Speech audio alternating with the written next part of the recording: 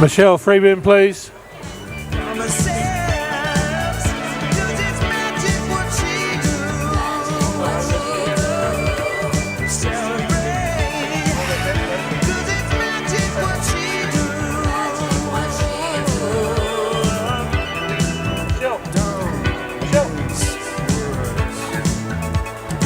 Two more tables.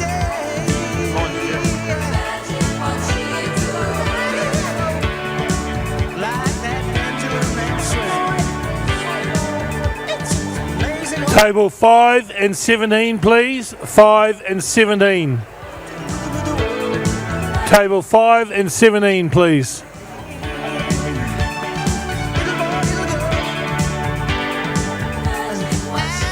Thank you.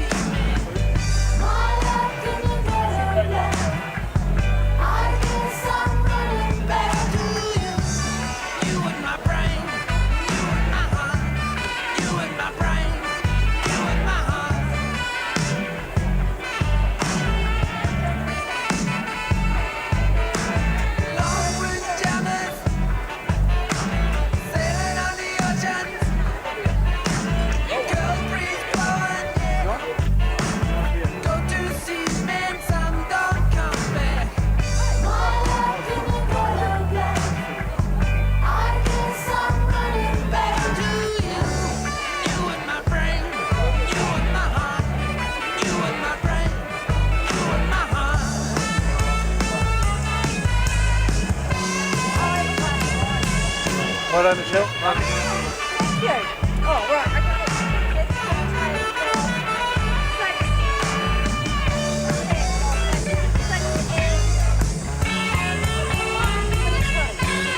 Tables 6 and 22, please. Tables 6 and 22.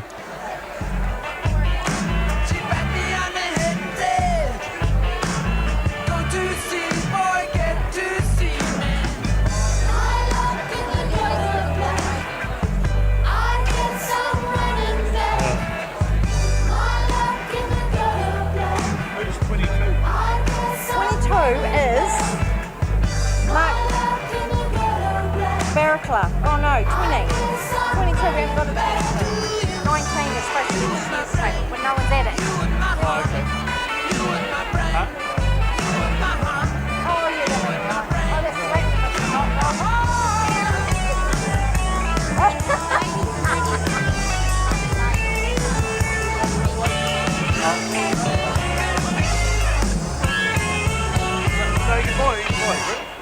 Yeah, they can buy drinks. Yeah.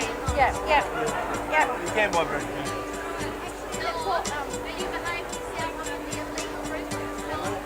Something you never have to worry about it being home. Because it's natural. It's never going to happen. My mum came from the South Island and John's mum, so we know what it's like. We know what those money are like. I haven't been known to get down to Australia on time, but not that often. Last time I thanked you, keeping my distance, unintentionally to put comfort, staying close enough. If I could have more time, we would brainstorm and Tables 8 and 16, please. 8 and 16. Tables 8 and 16, please. and if it were different, no it ain't. Let's get on with it, love. You call me loyal, I'll say you're loyal too. You know you're loyal, I feel you're loyal too. Call me loyal, I'll hold you loyal too. We are loyal.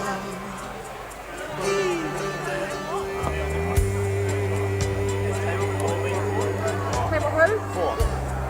No, not yet. Why? Are they asking? Tables 2, tables 4, 10, 14, 4, and 10, and then 14, and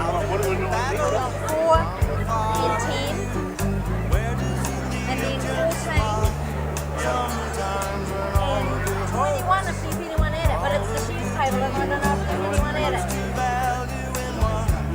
Oh, they're filling it up now. So 41. So 14, 14. Yeah. Yeah. So 14 is this big one here with all these young guys on it. And then I think that's it.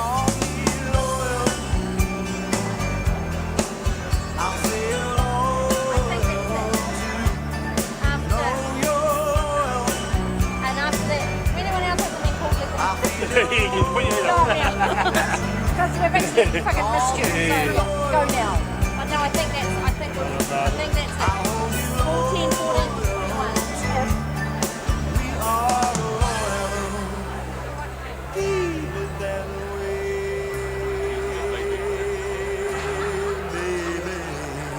Probably. I would have won something by now. I would have had a ride. Big story. We are loyal. Haven't you known me long enough, girl?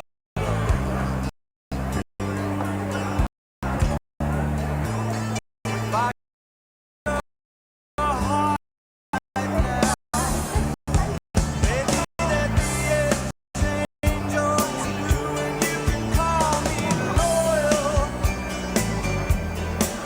I'll say you're loyal too. Know you're loyal. Alright? I feel you're loyal too. Call me loyal, I'll hold you loyal too. We are loyal. Keep it that way, loyal.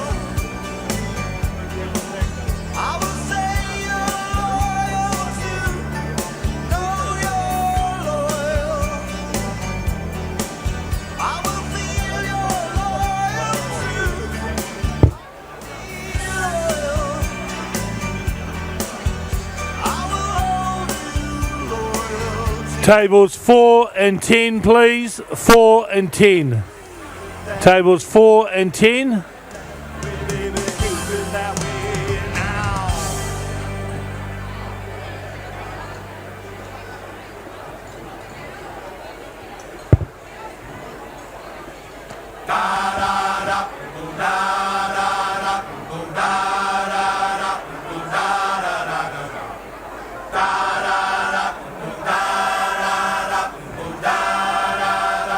Oh, is that your table, Pink? Yeah.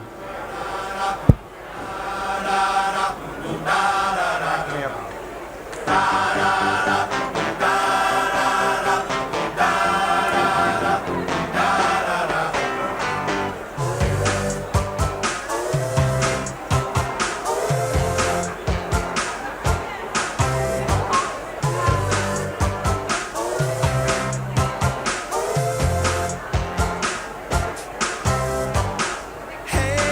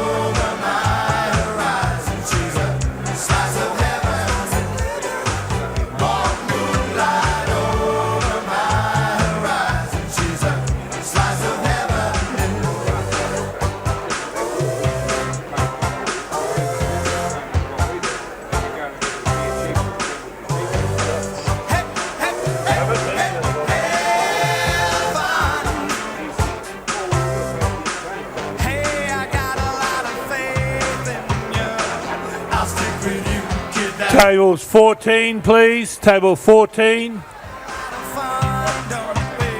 That's you, Thurkey. Table 14. Hey, beauty, when the mood gets you down, your bottomless here, drag it on the ground. Tables 14 can go up. That's you, Thurkey. Come on, Colin, move a hand. Move, Colin. Chew. Follow the girls, Colin. You never normally follow the girls.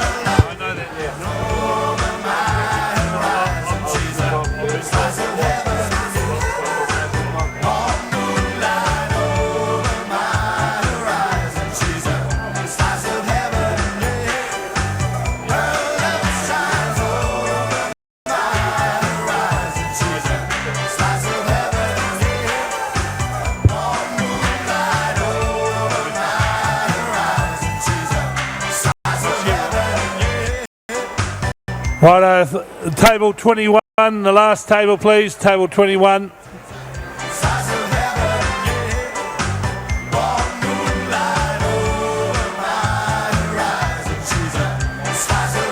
Table 9.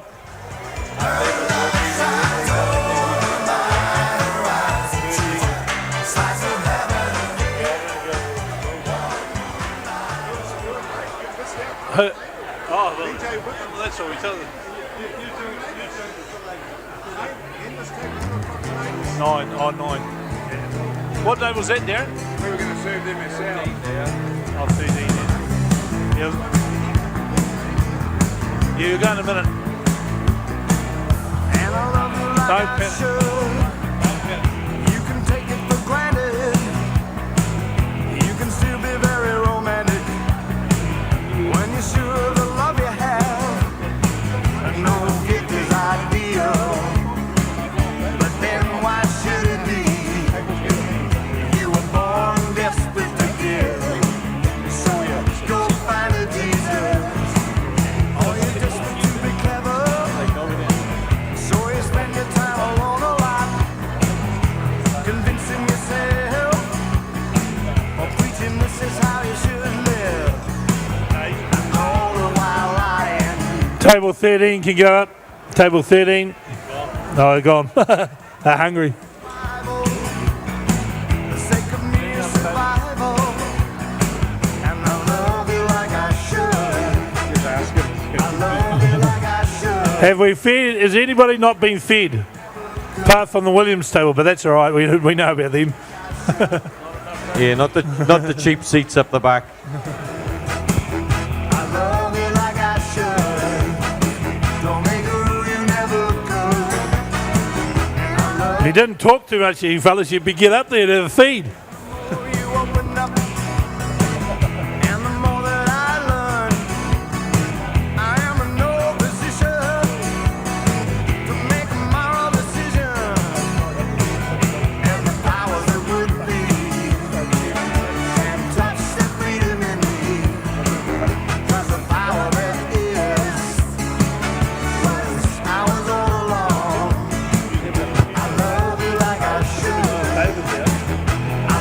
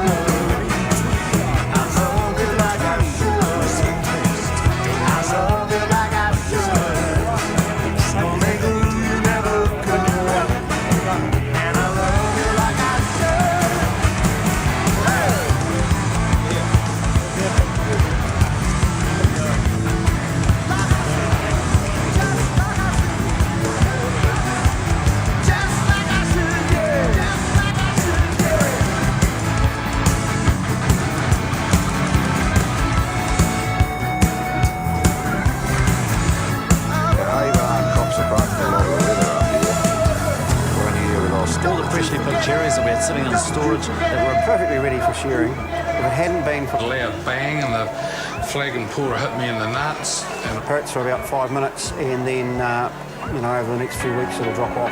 For advice on protecting yourself, as well as everything else on your farm or business, talk to FMG. Ask around about us or call 0800 366 466. FMG, we're here for the good of the country. 125 years ago, people imagined a device that Haven't we all had enough for one day? I don't wanna argue with you. You've got me shivering in my spine. If everything turned out as we had said, we wouldn't have to sit through any of this. Maybe I would be a better fit in my own skin. I'm not gonna try to divide or adore you into pieces of a puzzle that never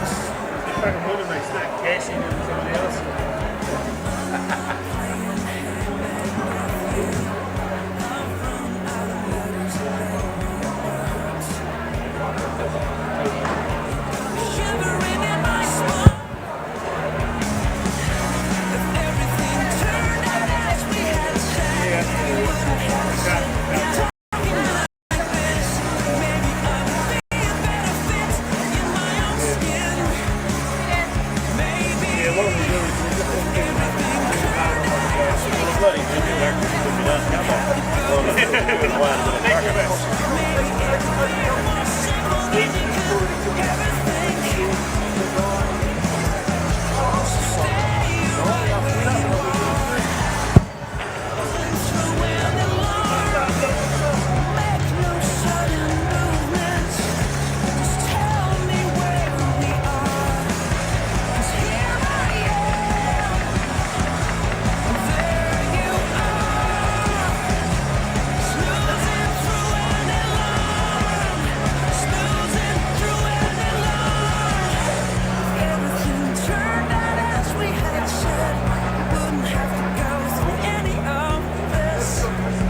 That's you, me last you.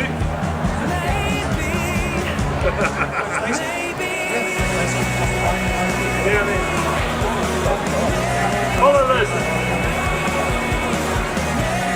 Right, come on, get it going, mate.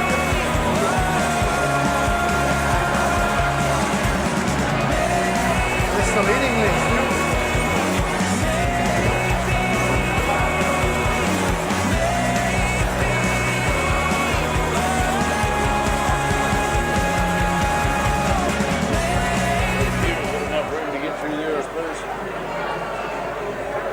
So they'll probably poke someone in the back of the head with a camera as they're walking past.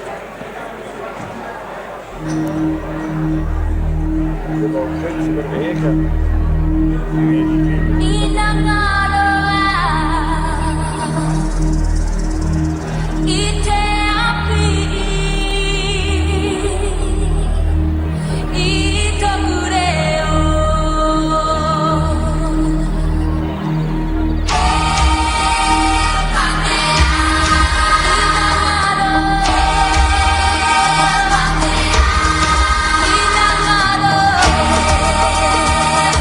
Ladies and gentlemen, please give a warm welcome to your Master of Ceremonies for the New Zealand Cheers, Mr. Russell Harrison.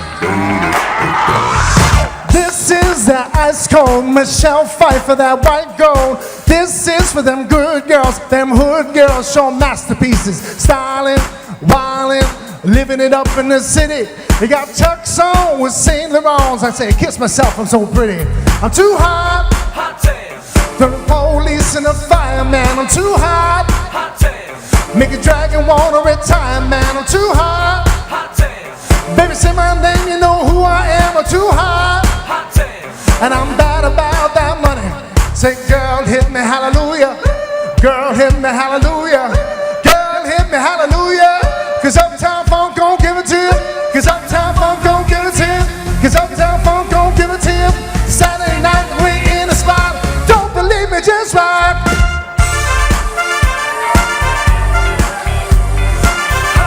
Thank you. There you go. Good evening, ladies and gentlemen, and welcome. Welcome to the Shearing Chats for 2015. Welcome back My name's Russell Harrison. Anybody not been to the show before? All three of you, welcome. Good evening. That's right, you might know me from my movies. Oh, hold on, from my television appearances. I've been on a few movies lately. I was on Lord of the Rings. I was a tree. That went down pretty well. I'm personal friends with Peter Jackson. We're like this. Actually, the last time I saw him, he was doing this, but I think he meant that. He's instructed me a couple of times to, I think he wants to give me some career advice. He's told me to be a security guard or something like that. Well, that's what he calls out every time he sees me. Security! Security! Well, it's been a busy year. I hope you've all been well. We're looking forward to some great competitions this evening. Of course, been traveling recently internationally. Anybody do any international travel? Pulled into the airport the other day, walked past the line, had 600 people in that line. Said, no, that's not my service. Walked round to the next one, gave my ticket over, and then they told me very clearly, oh no sir, you're not flying Qantas, you're flying Jetstar. Has anyone flown Jetstar before? It's a perfectly fine service if you're a hobbit. But of course, if you're on the generously proportioned side like myself, it's a bit of work. Now, I thought I was bad. Obviously, it's hard for me. I could just imagine big Johnny Granger trying to get in that seat. You'd be on a mission, boy. But obviously, I get on the plane thinking that I'm the biggest guy on the plane until a lady twice my size gets on the plane. And of course, she's sitting right next to me. Can you imagine a car driving at 120 kilometers an hour, smacking into an insect, and that insect goes straight across your windscreen? Well, that's essentially what my body pose was for 6.5 hours as I flew from Australia back to New Zealand. But I'm here with you this evening to celebrate a great evening. We had some world-class performances coming your way. 5 events this evening, 2 instant prizes, and then 3 events. And of course, 9:30 we'll have our prize giving. But one of the main reasons why we're all here this evening, because it is the swan song for one of Shearing's living legends. Big round of applause for David. David Fagan.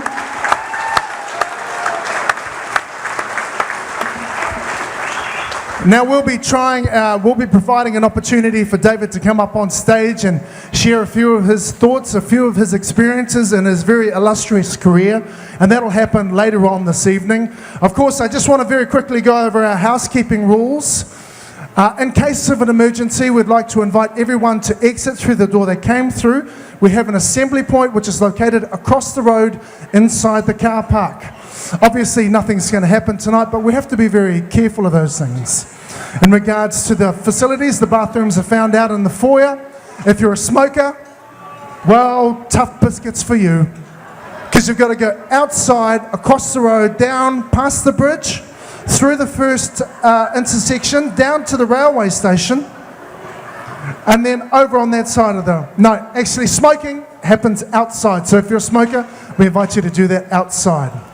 Now, of course, we want to acknowledge some of our VIPs in the audience this evening. They're here constantly. We want to take a chance to acknowledge the Mayor and the Mayoress, Brian and Andrea Hanna. Where are you? You're over there. Big round of applause for our Mayor and Mayoress. And we're very fortunate this evening to have the MP for Taranaki King Country here as well, Barbara Courager. Good evening, Barbara. Thank you very much for coming. Of course, these events, physically they happen on stage, but the real action is down with our commentators this evening. And we've got world-class commentators that bring all of their talents, their energy, and their excitement to this event. And it's time to acknowledge him. Of course, we've got John McBride over there in the corner. Everybody knows him, but big round of applause, John McBride. Big Norm Haraway, and of course, Big John Granger. And we have flown in an international guest. Well, he kind of flew himself in. He forced himself on us, but he's back again, and it's always great to have him. He's a talented commentator. He has so much to offer to the sport. Big round of applause for our special friend, Hugh Conjon. Again, ladies and gentlemen, 5 events for this evening. Let's kick off our first event this evening. That is the local Contractors Relay Final. Let's throw back to our commentators as we get ready for this first one this evening here in Te Kuiti for 2015. Thank you, boys. Well, thank you very much, Russell. Thank you very much for the warm welcome, ladies and gentlemen. And we've got a real feast in prospect for you tonight. We've got the local Contractors Relay coming up first, and you can see this fine body of men coming across the stage. And we've got our judges. They've travelled from all over New Zealand as well, Norm. That's right, Huey. These teams are Contractors Relays, ladies and gentlemen, 3-man team that must have been working for a certain contractor within the King Country boundaries for the last 6 weeks prior to this event. So they may not be local shearers, but they've been shearing locally for contractors in the region. So great to see some of these guys do battle against and with each other.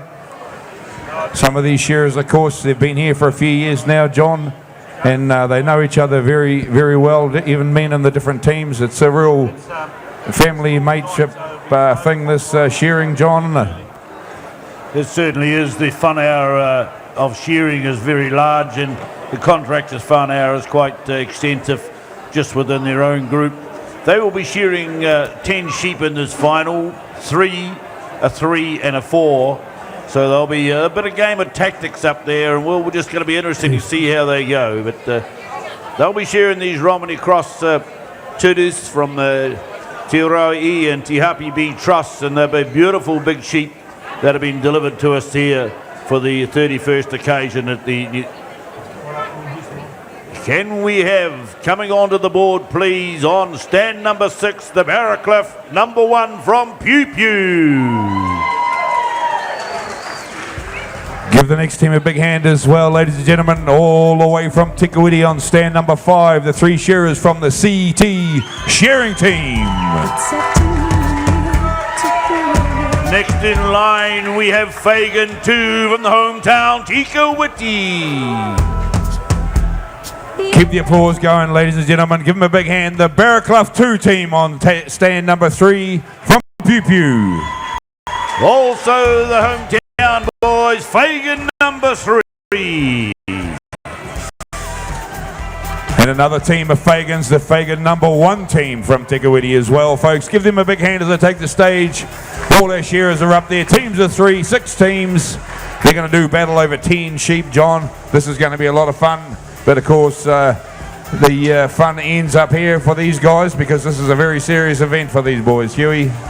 Yes, very, very intense. Of course, these are workmates by day, but by God, when it gets tonight in the bragging rights, they'll be wanting to take that bragging rights home back over to there to the Riverside. And I think they're sponsoring this as well, so we're very grateful to the Riverside over the road there. And a lot of these shearing gangs, of course, being based in Te Kuiti or the surrounding area, would spend a bit of time in there. And we will be having a lot of fun. There'll be a lot of fun, but a lot of rivalry up there, Norm. And they'll be fighting tooth and nail. That's right, Huey. And of course, when they go over to the Riverside to brag about their win, we might go over there and join them. They can brag all they like as long as they're shouting. Be great. Great to spend the evening with those boys over there. What's the story here, John? Is one of these shearers is not allowed to be an open shearer, is that right? And the That's rest... right. There's one lower grade shearer. One lower grade shearer. He will shear first, obviously.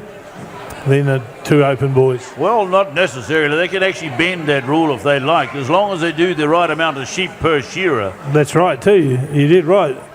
So it's all about getting the jump on things. Put the cat among the pigeons up here, and referee Mr. Sidwell is just checking along. Let's hope he's not too long because we have a green light. You see a little green light to the right, to the park side of the complex here. That's the Irish light, we call it. We cannot go until that is green.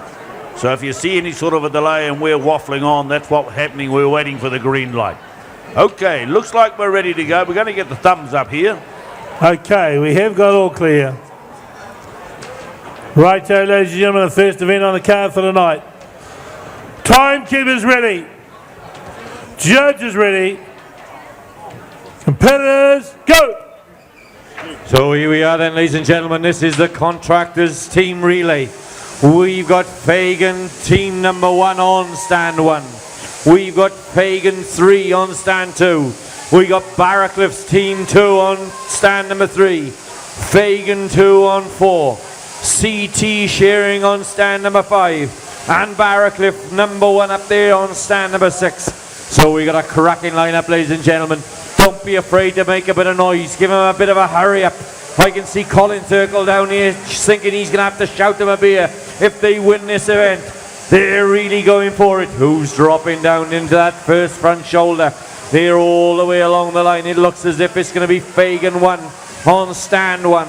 Over goes Barracliff's team 2 on stand number 3. It looks as if they're going to get to the turn on 1 and 3. Down the last side they come now, and this is going to be a bit of a battle royal. They're working hard, ladies and gentlemen. Give them a bit of a shout on. Give them a bit of encouragement. Out the hind leg, we've got stands 1 and 3. It's going to be Barracliff's second team to go in on stand number 3 in the red in the middle. It goes Barracliff 1 on stand 6, John. Yeah, certainly stand 6 there. They're right in Barracliff team's right in there. They're going to get the belly off there. Stand 3 right there with them too. Stand number 1, the Fagan 1 team. Fagan 2 team, they go in for the next sheep.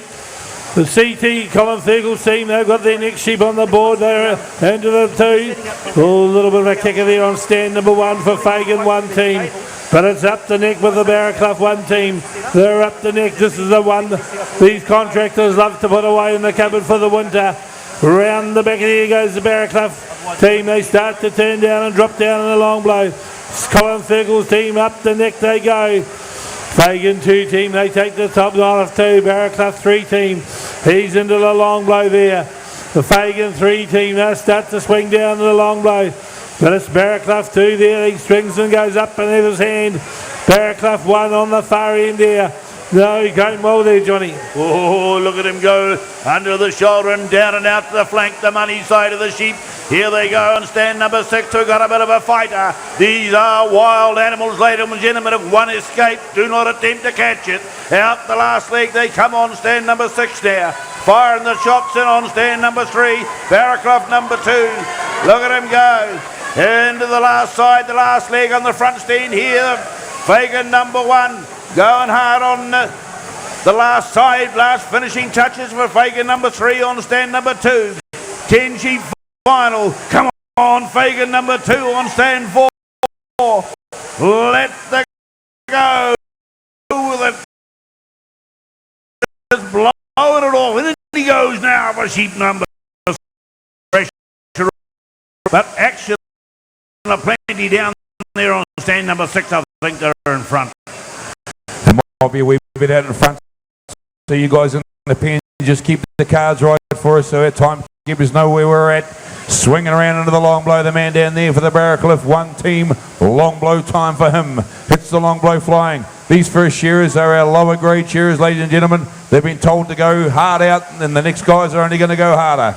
Turning for home, the Barracliff 1 team. Rest of the field, long blow time for the CT Shearing team. Last side as well for the Barracliff 2 team. It's a battle of the Barracliffs.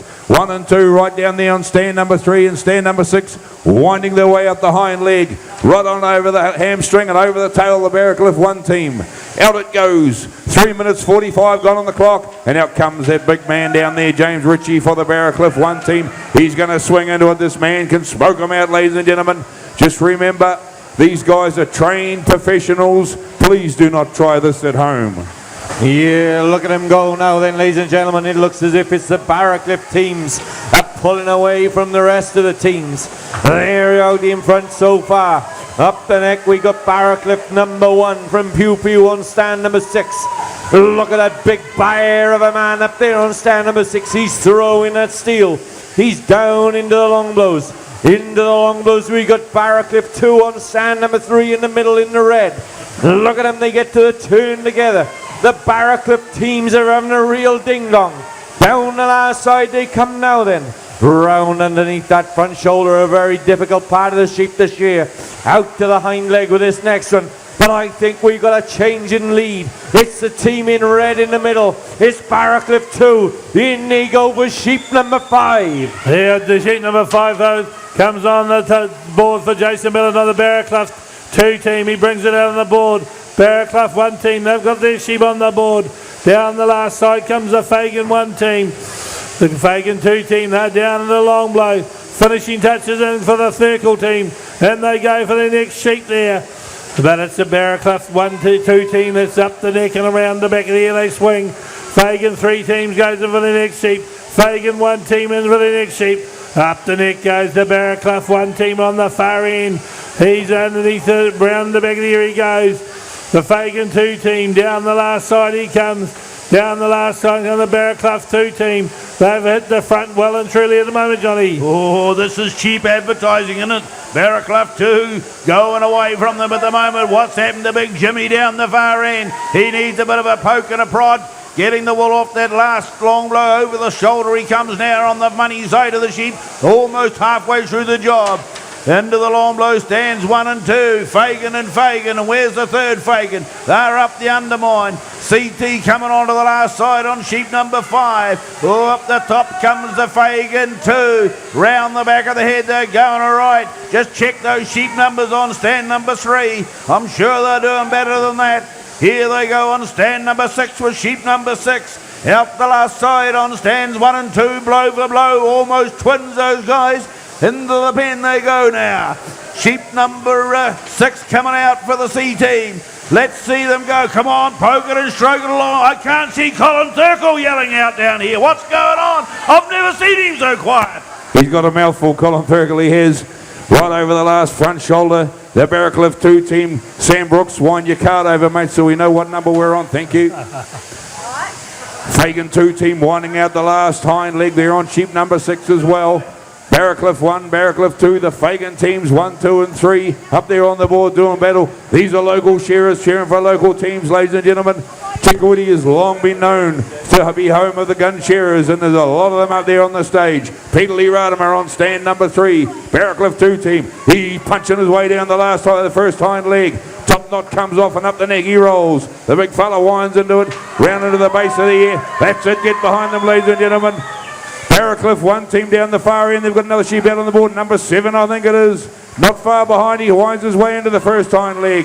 But Barracliff 2 team. Long blow time. Fagan 3 hop in for sheep number 7. And a change of shearer. Lee Delwyn on stand number 1 for the Fagan 1 team. Right round under the leg. Another couple of shots. There it is. A change of shearer on stand number 1 too. Jack Fagan hopping out. Hooey. Here he goes, look at these guys. Tommy Morehouse got a bit of a rev up down there from the crowd. He must have a few fans out here. He's up the long blow on stand number 6, but they're still going hard for Barracliff 2 here on the stand number 3. Sheep number 8 is it coming onto the board. Out the last leg for the Fagan number 2. Change of sheep coming up there is change of shearer as well. Can they open it up and let it go now? They're going to have to put some quick shots in. Over the last side comes CT on 5. The Fagan on the front stand is into the long blow. Fagan on 2 is coming across the shoulder on the last side. It's working well for him. He's firing and quick and hard. But they're still going well. The Barracliff 2 working at it. Yeah, Peter Lee Radimer there on Barracliff 2 on stand number 3 in the red up there. He's turning for home. He's coming down the last side, pulling away from the rest of them. He's saying if you boys want it, you're going to have to work harder for it. Out the hind leg he goes with this next shot. 3 more blows from there. 1 more bit of a flick on top of the tail. In goes Barracliff team 2. In he goes for sheep number 9. Where's the rest of the field? Look at him coming. Look at CT Shearing's team. They're chasing hard up there on stand number 5. Colin Circle starting to shout now. Down the last side comes Mark Granger. Where's Tom Morehouse? They're shouting for him down here. He's coming out the hind leg. That's it. Give him a bit of a hurry up. Up the neck goes Barracliff 2 on the red. Into that first front shoulder. Now we got a bit of a hurry up, John. Yeah, certainly at the moment. The Colin Circle team starting to gain him, but it's Barracliff 2 at the moment. Leading the field there, but stands For 4, 5 and 6 there, they all blow for blower. Mark Granger up the neck for the Colin Circle team. But Barraclough 2 team down the last side they come. Fagan's 1 and 2 team put the finishing touches in. Round up, down the long blow they go. Then stand Mark Granger for the Colin Circle team. Fagan 2 team, he's into the long blow there. But it's still the Barraclough 2 team down the last side to come, Johnny. Look out for the circle, though. They're coming hard at him. Granger comes over the shoulder. He's about 7 or 8 blows off the pace. The Ratimer goes in the red shirt. Can he hang on here? What's the number we're up to? Seat number 10, is it surely? Who knows? We'll get a bit of an indication here on the stand number 5 as Tom comes over the top for a Barraclough 1. Sheep number coming out? Sheep number 8 for Fagan 2, is it? He's got a little bit of ground to make up. Sheep number 10 now for the Circle team down there on stand 5. I think he's blowing them away. Oh, here he comes. Barraclough 2 still going hard on stand number 3. Fagan 1 and 2 are battling here on the front stands. Here's the hanging in there. Come on, Fagan 2. You need to get the whips a cracking.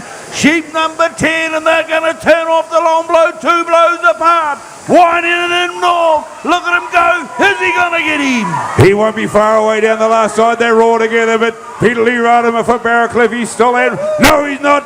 Mark Granger rather. Way it onto the back leg. CT Shearing. Red button time for CT Shearing.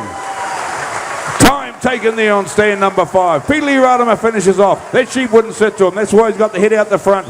Red button time for the Barraclough 2 team. They led all the way but just got pipped at the post. Where's the rest of the field? Puerto Inglewood goes in for Fagan number 2.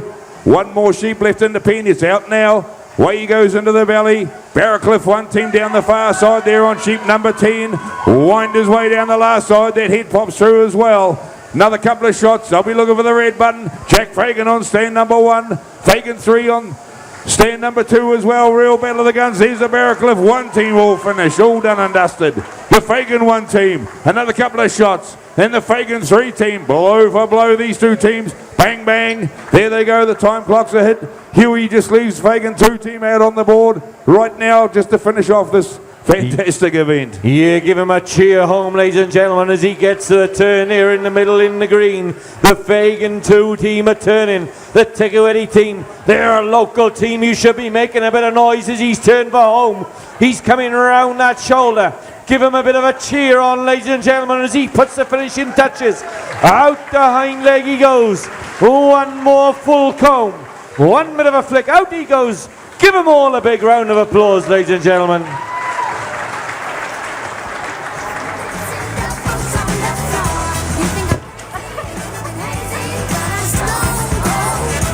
Instant prize giving this one, of course, the Riverside Trust sponsored Contractors Relay. What an event, John, eh? Yeah, just looking at the points up there above the shearer stand. If you look along the bottom column, we have the time points calculated at 3 seconds, 3 points per minute. That's 1 point every 20 seconds. The second column on the bottom line is the average number of second cuts to the wool fibre on the board. We have deleted the outside points to keep it nice and brisk for when we do the final presentation. So that is just what's happened on the board and the time points that have been calculated so far.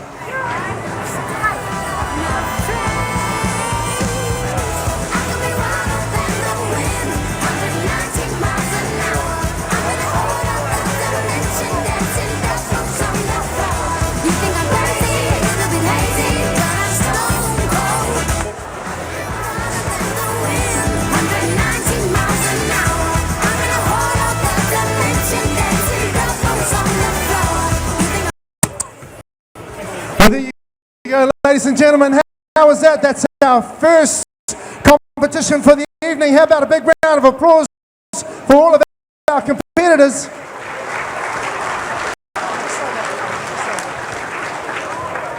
As mentioned before, ladies and gentlemen, this is an instant prize giving, but before we do that, we want to provide an opportunity to hear a few words from our sponsors for this event. That is the Contractors Relay for 2015.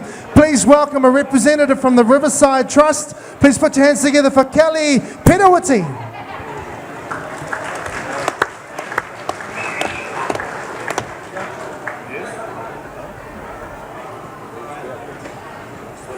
Another big round of applause for Kelly.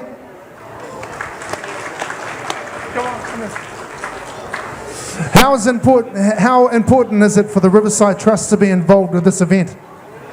Oh, very important, I suppose. That's a great answer. Let's move on, shall we?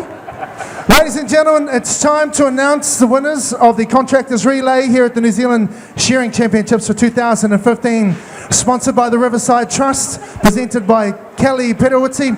First prize is $600 for the G&C Fagan Trophy, and the winner is...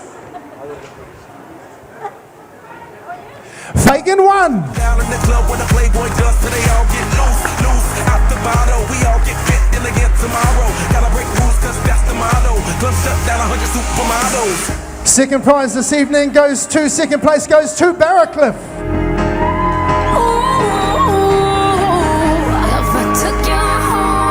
Team 1.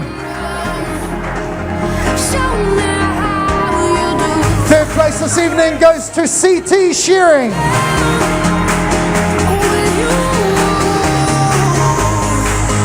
Fourth place this evening goes to Barracliff Team 2.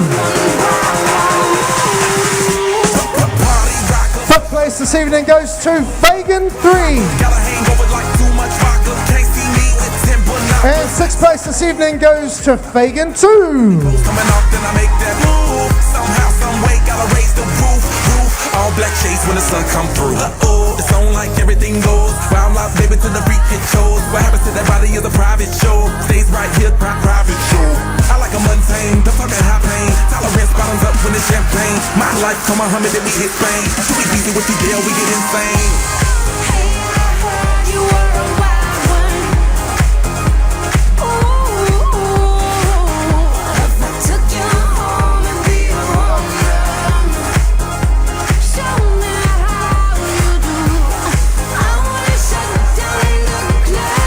Just going to provide an opportunity for the photographer to capture this moment in history as we organise all of our competitors into a team photo.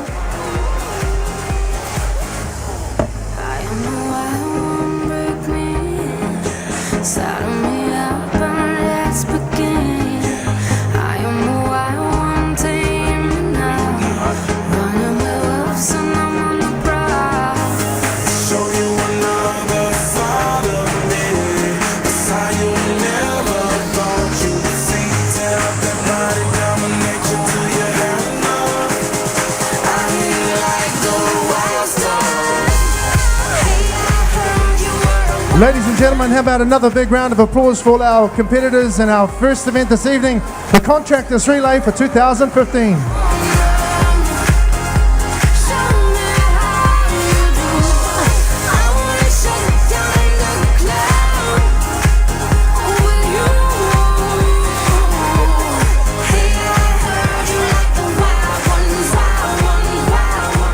Well, it's onwards and upwards, ladies and gentlemen. Time to move on to our second event for this evening. But before we do that, another opportunity to acknowledge some of our special guests in attendance this evening. He's a big fan of this event and his constant support is really appreciated. Ladies and gentlemen, big round of applause for our special guest this evening. Colin Meads is in the house this evening. Pine Tree, nice to see you. And of course, there are two opportunities for us to interview some special guests this evening. And we have another special guest with us this evening as well. Mr. Matthew Cooper is here in attendance. Thank you very much for your attendance. We look forward to hearing a few words from you as well. Okay, it's time to move on to our second event. That is the Intermediate Shearing Final, sponsored by Power Farming Tawamutu.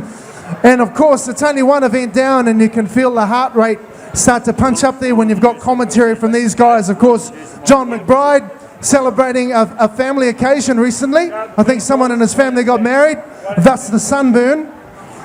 John McBride, Hugh Condron, our special guest, Norm Haraway, and of course, big Johnny Granger. Back to you, boys. Righto, we'd like to introduce our intermediate shearers in this event. This is sponsored by Powerhouse. They'll be shearing 8 of these beautiful Romney Cross sheep again. Absolutely marvellous. They're as fit as trouts, these young fellas. And they're going to be raising a sweat or two, Norm. The beads will be coming off the brow, won't they, by the time they get through sheep number 8? No doubt about that. 8 sheep for these young competitors. A big moment for these guys. Don't forget, ladies and gentlemen, give them plenty of support. Just to you shearers, our intermediate grade shearers, you don't go into the pen until the judges are on the board, please. If you can hear me out the back there. Don't go into the pen until the judges are up on the board. So, without further ado, you start. Okay, on stand number 6 from Martry, Michael Hurley. Round of applause, ladies and gentlemen. Don't be shy with the applause. If you're from the South Island, give this man a big yell. Ladies and gentlemen, from Ringiora on stand 5, Hugh Lacey. From Waikato on stand number 4, Khaled Foot. And on stand number 3, the very young Hemi Lambert from Raupanga. Oh, Kuiti hometown, Josh Palm on 2. And on stand number 1, last but definitely not least, from Kaio, ladies and gentlemen, Marshall Guy. Top lineup of very, very fine talent. Some of our best young, or our best young up-and-coming shearers are on the stage right now, ready to smash their way through 8 sheep, looking for the red ribbon. These guys have performed very well all around the country. This is the last Shearing Sports event on the calendar this year, John, this season. That is correct. That is correct. So it's all come down to this, the final finale, the last stand, you could like to say, in more than one aspect of this shearing event here in Kuiti. Once again, we will be keeping the outside points hidden as you look along the bottom line of that computer screen there above the shearer's stand. The time points calculated at 3 points per minute. That's the first column. The second column is the average number of second cuts it takes to shear those 8 sheep. It'll be points of a hundredth of a point for a start until they occur enough penalties, of course, and then outside judging will be kept secret. A quick look along the board. The shearer has the right to call the referee if he thinks he's got a sheep that hadn't had a good night's sleep. So in goes Mr. Neil Sidwell. He's the officier there. But just take a look around the hall and support all the sponsors that have made this event possible for the 31st time. It is a way bigger and smarter than it was back in 1985 when the first competition was held. They have looked and learned and made adjustments to what it is today. So we hope you're enjoying the situation. There's going to be some fantastic shearing by the time we get through tonight. We've already started with a great event, the Contractors Relay. Just, Johnny, while they just the corporate guests, the desserts here, if you would like dessert. So if any of you corporate guests would like desserts, I'm sure that Kuiti Meats table wants dessert down there. Of course, any dessert not eaten will go back out into the kitchen for the commentators after this event. We'll need a sugar rush. Okay, we have a green light. Thank you, Mr. Referee. That's so good they can see through you. Thank you, Mr. Referee. We want the thumbs up. Okay. Shearers on the board, please.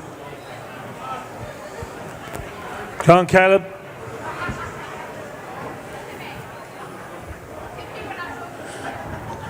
You might be wanting to start from in the pen. He's on sheep 5 already. Come on out, Caleb. Don't be shy. There's 3,000 people here. Stop hiding in the pen. Okay, we've got the all clear. We've got the green light, ladies and gentlemen. Timekeepers ready. Judges ready. Competitors, go! Well, ladies and gentlemen, this is now the intermediate shearing final. These are the 6 finest shearers in the intermediate grade here at the New Zealand Shearing Championships 2015. We've got a cracking lineup in front of you, ladies and gentlemen. All they need is a bit of a shout on, give them a bit of encouragement. We've got Marshall Guy from Kaio up there in the Northland on stand number 1. We've got Josh Balm from Kuiti on stand number 2. Hemi Lambert from Raupanga on stand number 3. Caleb Foot from Waikaretu on stand number 4. Hugh DeLacy from Rangiora on stand number 5. And Michael Hurley from Martree there on stand number 6. And who's the first to show? It looks like it's going to be between stands 1 and 6. But no, little Hemi Lambert is getting into the party as well. Down the last side they come on stands 1, 3 and 6. Look at them coming out that hind leg. It's going to be pretty close between the top 2, but I think it's a little fella from Raupunga. It's Hemi Lambert on stand number 3 as he brings out his second sheep in just over a minute, John. Yeah, certainly has. These intermediate boys aren't mucking around. Caleb Foot just having a little bit of trouble there. Hurley, he's got his next sheep on the board. Hugh DeLacy there. I know he's got one really proud dad in the audience tonight that his son's up there sharing in this intermediate final for 2015. Young Josh Barmy's been out of sharing this year, been rowing, but he's still sharing. Marshall Guy, he steps up the neck there. He's up the neck there, right up the neck. But it's young Huey Lambert there from Raupunga here. He'll come and turn and head for home on sheet number 2. Underneath the hand he goes. To the top of their shoulder, Johnny. He's looking sweet. Look at, he's getting it easy at the moment. But it only takes a couple of kicks of the big wild animal and that'll be all changed over. Who's out after him? It's Lambert though, Raupunga man there coming out the last leg. Turning for home here on the front stand is Marshall Guy. He's loving every moment. He just lives for shearing. Michael Hurley from Martree down there on stand number 6. Down and out to the flank and out the last leg he swoops. Josh Barm had a little bit of trouble pulling that sheep out of the pen, but he's a big strong lad and he'll come back towards the end. Down there on stand number 6, stand 5 from Rangiora, DeLacy looking to get under that shoulder on the last side, but he's got a few blows to catch up on the pacemaker at the moment because he's up the neck. Lambert round the back of the head and down towards that most difficult part of the sheep, the first off shoulder. He sweeps round, hangs onto the ear like a little bit, moves his shoulder, moves his feet now. Another one on the board for Caleb Foot. He's looking pretty sweet. He's a big tall shearer. He'll be able to get over these big sheep. No trouble at all. Hunt under the undermine. 3 good shots from Marshall Guy. He wants to keep that comb flat. 13 teeth on that comb for Josh Barm and he's trying to push it hard. 3 minutes and 10 seconds gone, but this young maiden out there, she doesn't want to have her clothes removed tonight. And out the last leg he says, I want you, sweetheart, just to sit still for another 20 seconds. Michael Hurley, he turns her home. But the pace coming from the middle of the field from Raupunga. Raupunga it is on stand number 3, young Hemi Lambert. Not very old, this boy. Right out onto the back leg. Another shot. Out he goes. And here goes the sheep number 4. Sheep 4 not far away for Michael Hurley down there, though. He's coming back at him. Another shot. Right there with him. Into the pen they go. Caleb Foot as well. Out on the board. These 2 men go stands 4 and stands 6. Way down the belly they drop. Hemi Lambert winds his way into the first hind leg. Slides a couple of big shots up the undermine. Heads for the top of the head. Up the neck he rocks. These other boys not too far away. They've pulled him back by a couple of blows, I think. Top knot for Caleb Foot. Top knot for Michael Hurley. Outbacks Marshall Guy on stand number 1. Josh Barm round into the first front shoulder he drops, but Hemi Lambert, way he goes into the long blow, slides 2 short blows and 1 big sweeping blow right through into the base of the air. Another shot, he'll turn for home. Where's the rest of the field? He's still managing to stay out in front from Caleb Foot and Michael Hurley. Down over the last front shoulder, the wee fella rolls in the middle there on stand 3. Turning for home in a minute will be Caleb Foot. Michael Hurley turns for home as well. These 2 men sharing blow for blow. They've set out after Hemi Lambert. Another couple of shots though, and Hemi be in for sheep number 5. Right over the tail, under the hamstring, and away he goes, Huey. Yeah, that little fella on stand number 3. This is his first season up in the intermediates. He went up halfway through the season. His tallies will put him up into the intermediates, and look at him go. The little flyer from Raupunga. Into that back leg he goes. Big sweeping blows going in from the little fella. That big tamoko on his arm is starting to shine. He's working hard up there now, ladies and gentlemen. Where's Michael Hurley from Martree? He's up the neck down there on stand number 6. He's caught right back up to Hemi Lambert. It stands 3 and 6, ladies and gentlemen. They're having a real ding-dong now. Down into that front shoulder they go. I think Hemi Lambert heard me talking. He's hit that turbo button. He's saying to hell with this, I'm away. He gets to the turn. Down the last side he comes now then on start number 3. He's half in and he's puffing. Underneath the front leg he goes now. Look at him go, ladies and gentlemen. Out that hind leg for Hemi Lambert. Down to the hind leg for Michael Hurley. Out the hind leg for Hemi Lambert. Out the hind leg for Michael Hurley. In goes Hemi Lambert for sheep. Number 6 is at John. Okay, number 6 here. Looks like it's number 6 on the board. Michael Hurley, he brings 6 on the board. He's chasing Hemi Lambert. Oh, looks like young Marshall guy's having a bit of trouble with that sheep. Caleb Foot goes in for his next sheep. He brings it out on the board, settles it down. Hemi Lambert over the first hind leg he travels. Puts top knot off, comes off and steps it through the neck. But here comes Michael Hurley from Martree. Top knot comes off him. He's chasing him hard. Oh, he couldn't miss the turn there. He just missed a couple of blows and Hemi Lambert said, I'll see this opportunity and go. Down into the long blow goes Hemi Lambert. He's right into the long blow. And Josh Palm puts the finishing touches in. And he goes for his next sheep there. Hemi Lambert though, up the neck. Oh, Michael's having a little bit of trouble with that one, Johnny. Oh, it's called power farming. Intermediate final. You need the power to hang on to these wild individuals of sheep. Look at them, bred to survive in the hills. And of course the harshness of the Central North Island. Here we go up to Josh Baum. Powerful young chap, steps it forward for the neck, a little bit back off the pace. There's the Kyo man on the front stand, stepping up the front now. Sheep number 6 on the board, sheep number 7 coming out for Hemi Lambert. Sheep number 6 number on stand number 4. He's got one sheep. I'm sure that's only sheep number 6. He's finishing there. Let's get the card riders. Hugh de Lacey sneaking away. He's quietly achieving down there on stand number 5. Keeping the quality right. That's what the judges are looking for. Michael Hurley, he says, I want to see this girl out down in the back country at Martree. We'll sort her out on the road somewhere. He's got rid of it down the chute. His father has those wild Cheviots, so he went back to the B plan. Get it off where you can, and that's what he did. So he's back in action and down the belly. Here comes the man on the front stand. Marshall Guy, can he pull back the little bit of dinginess looking about that wool? It's because the tips of the wool have been wet for a little while now, and just a bit of dust has settled on it. It comes out white off the skin and inky pinky, Norm. That's how we want them. Yeah, definitely quality's everything in this grade. Speaking of quality, that young man Hugh de Lacey down there just changing his handpiece. He's a good quality shit. Oh, Josh Baum, hold the phone. Hang on to her, brother. Oh, I can see what he's thinking. Hope you folks enjoyed your glazed ham for tea. I'm going home for some mutton. Knocks the last bit of fluff off that one.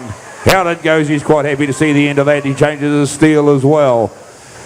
Right out onto the back leg though, Hemi Lambert. Caleb Foot, is he right back with him? These two shearers, oh yes, there's a race going on here in the middle of the field. Hemi Lambert and Caleb Foot, number 8 coming out onto the board for these two shearers. Michael Hurley, he was right there, he had a kicker, he lost a blow or two, but he's not far away and he hops for number 8 as well.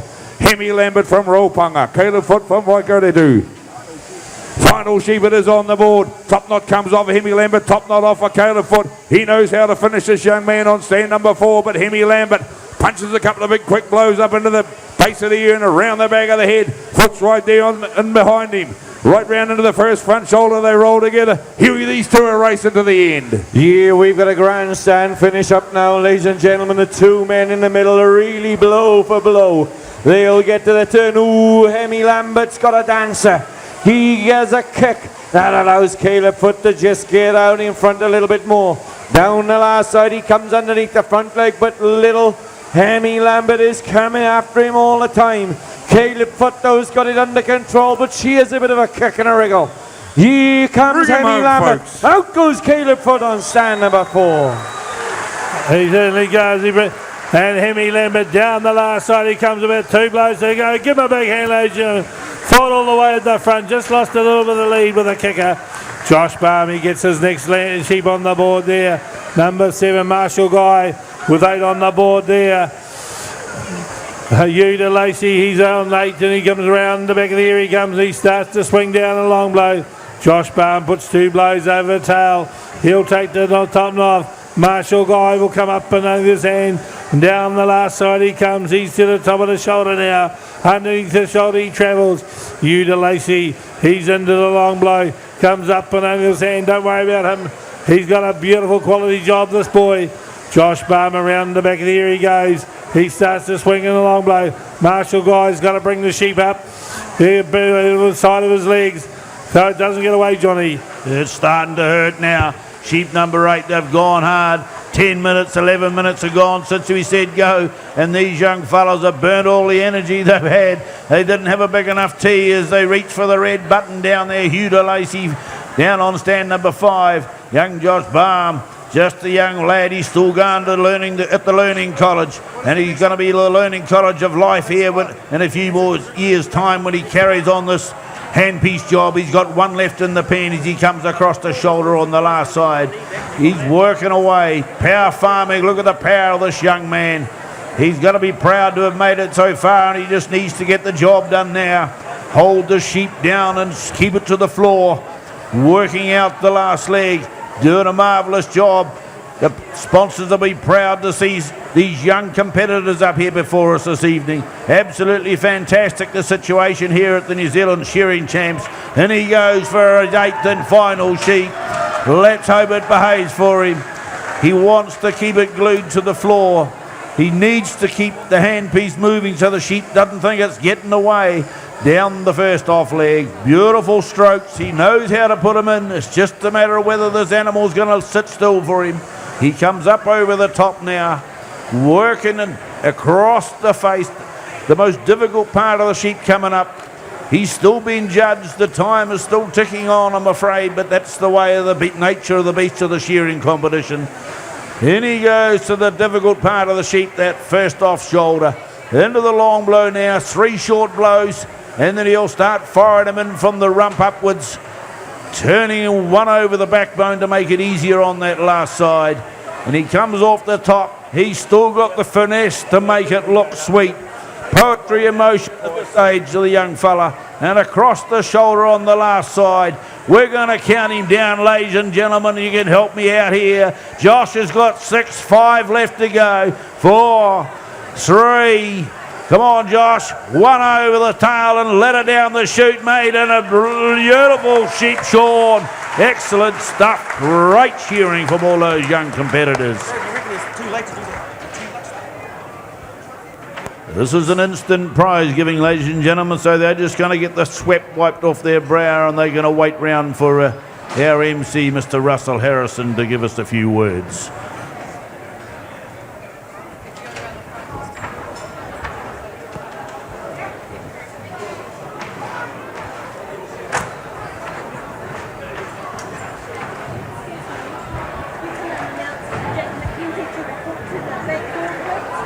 Jack McKenzie, can you report to the back door, please? Jack McKenzie to the back door.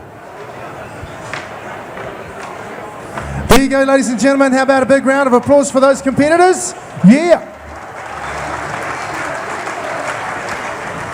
So we want to try something tonight, ladies and gentlemen. When I ask you how much, you have to say too much. Very good. So I'll ask you how much. Right, we'll just kick that out the door. So we'll keep that going all night. That's right, it's now an instant prize giving for our second event for the evening. This is, of course, sponsored by Power Farming. And to represent them and say a few words on behalf of Power Farming, please welcome Mr. John Fagan.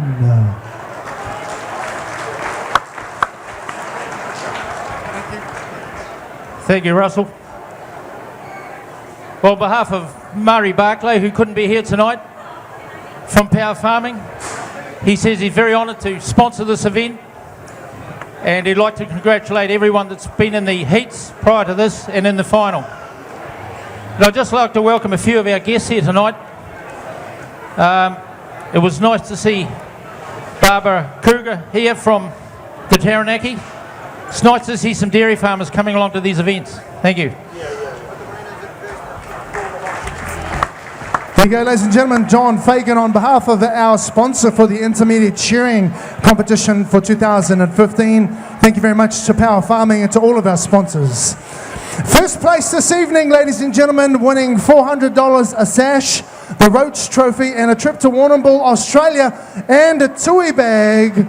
First place goes to Caleb Foot.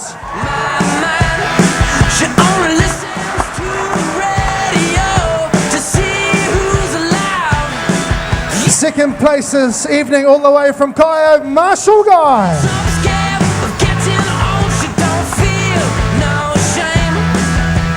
Third place this evening, Hugh DeLacy.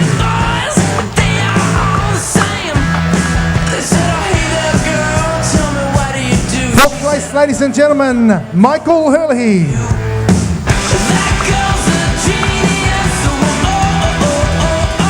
Fifth place tonight, ladies and gentlemen, Hammy Lambert. And sixth place this evening, all the way from Tigarui. Please put your hands together for Joseph Baum. What you know is who you are, and she's everything. You don't need an education to know the class that you're in. They said, hey there girl, tell me what do you do? Want to say a few words, mate? Thanks to everyone behind the scenes of the show, the Tikawiti community and everything. Been a big week for them setting up and things. So yeah, and cheers to everyone in the back corner. They come down from home to watch. It was worth it, I suppose. So cheers. Here he is, ladies and gentlemen, your winner for the intermediate sharing for 2015, Caleb Foot. We're just going to keep you together, boys, for a photo.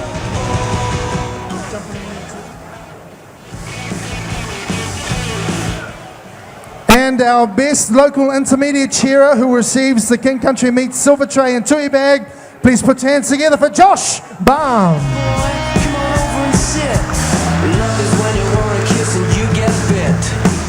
That girl's a genius. I think she's serious. That girl's a genius. I think she's serious. That girl's a genius. That girl's a genius. That girl's a genius.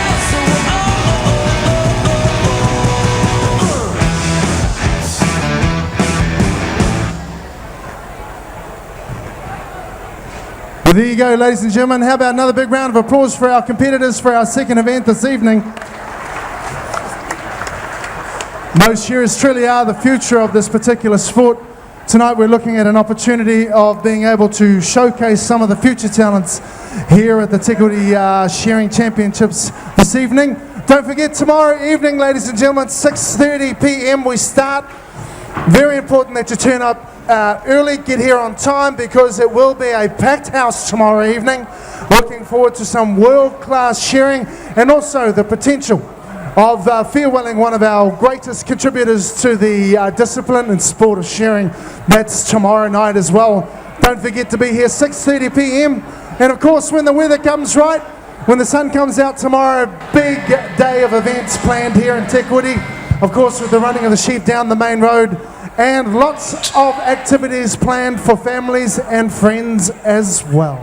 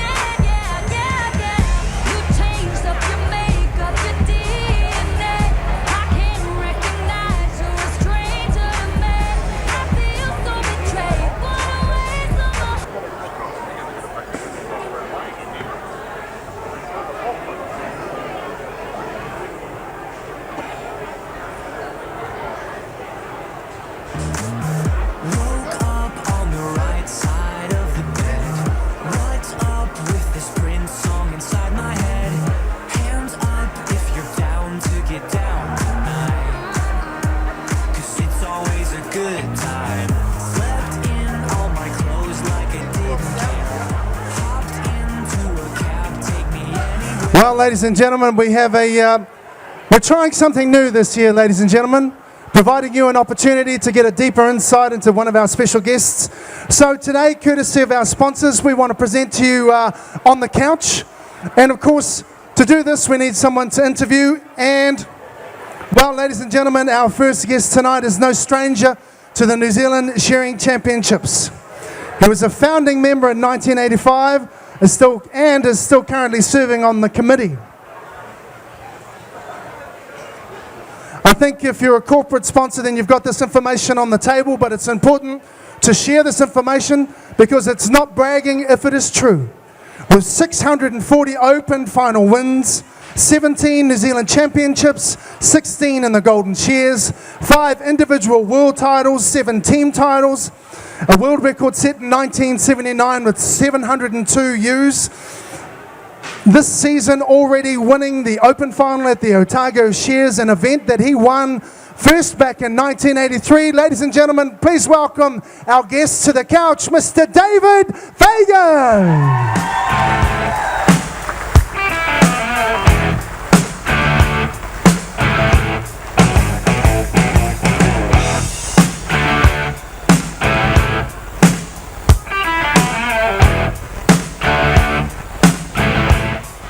Well, let's get straight to it, David.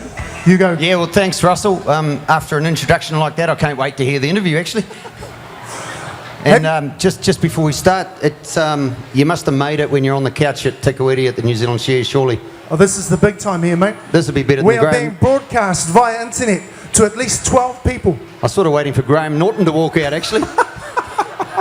Not today, not around here. Mate, have you ever added up the value of all your winnings with all of those wins that you've had? You can't ask that. I just bloody did.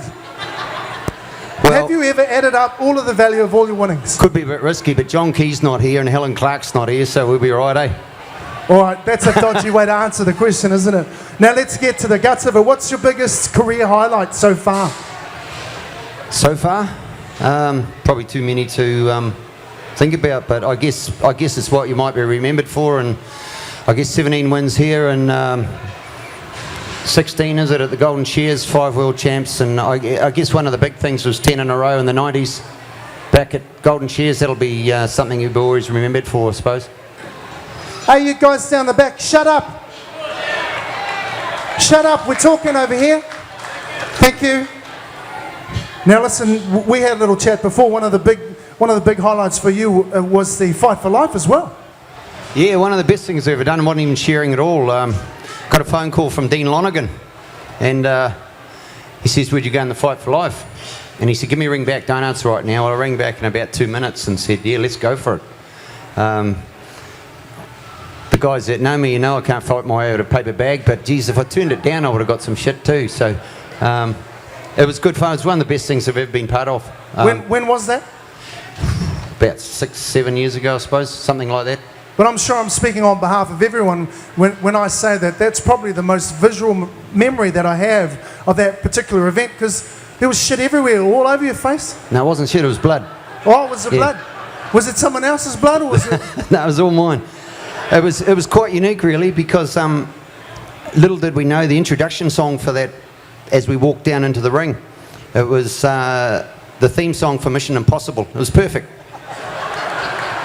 Now this bloke that you fought, his name was Manu Bennett, and from that he moved on to Xena, and then he went on to Spartacus. Has he ever rung you up and thank you for all of the profiling that you gave him through that fight? No, he's a big bugger, wasn't he? He's not that big.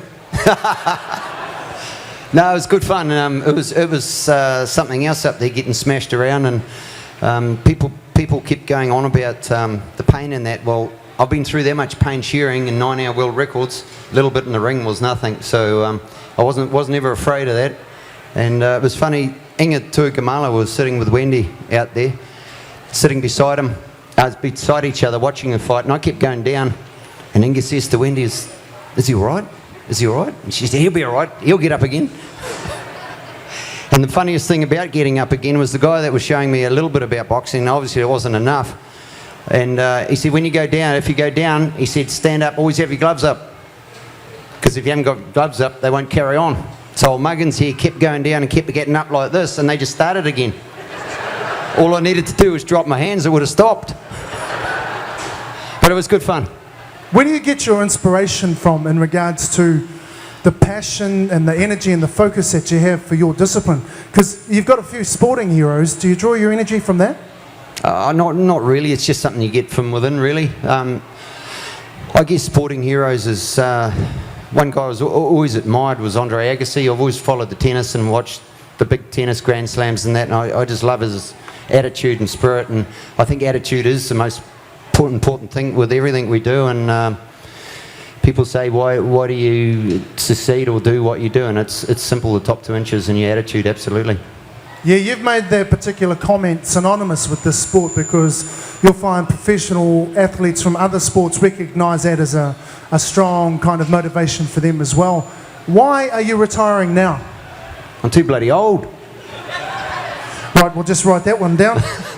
No, it's funny. I've probably gone on about 10 years longer than I expected, than most people expected, and probably 10 years longer than a lot of people would have wanted. And it's been good, and I've done that because I've enjoyed it, and it's been thoroughly enjoying. But it just feels right now. I want to get out while I'm still capable of winning. I may not be winning, but I'm still capable. I can still rattle a few cages, and I'm going out on my terms, not someone else's. So that's why I'm doing it now. Yeah, fair enough.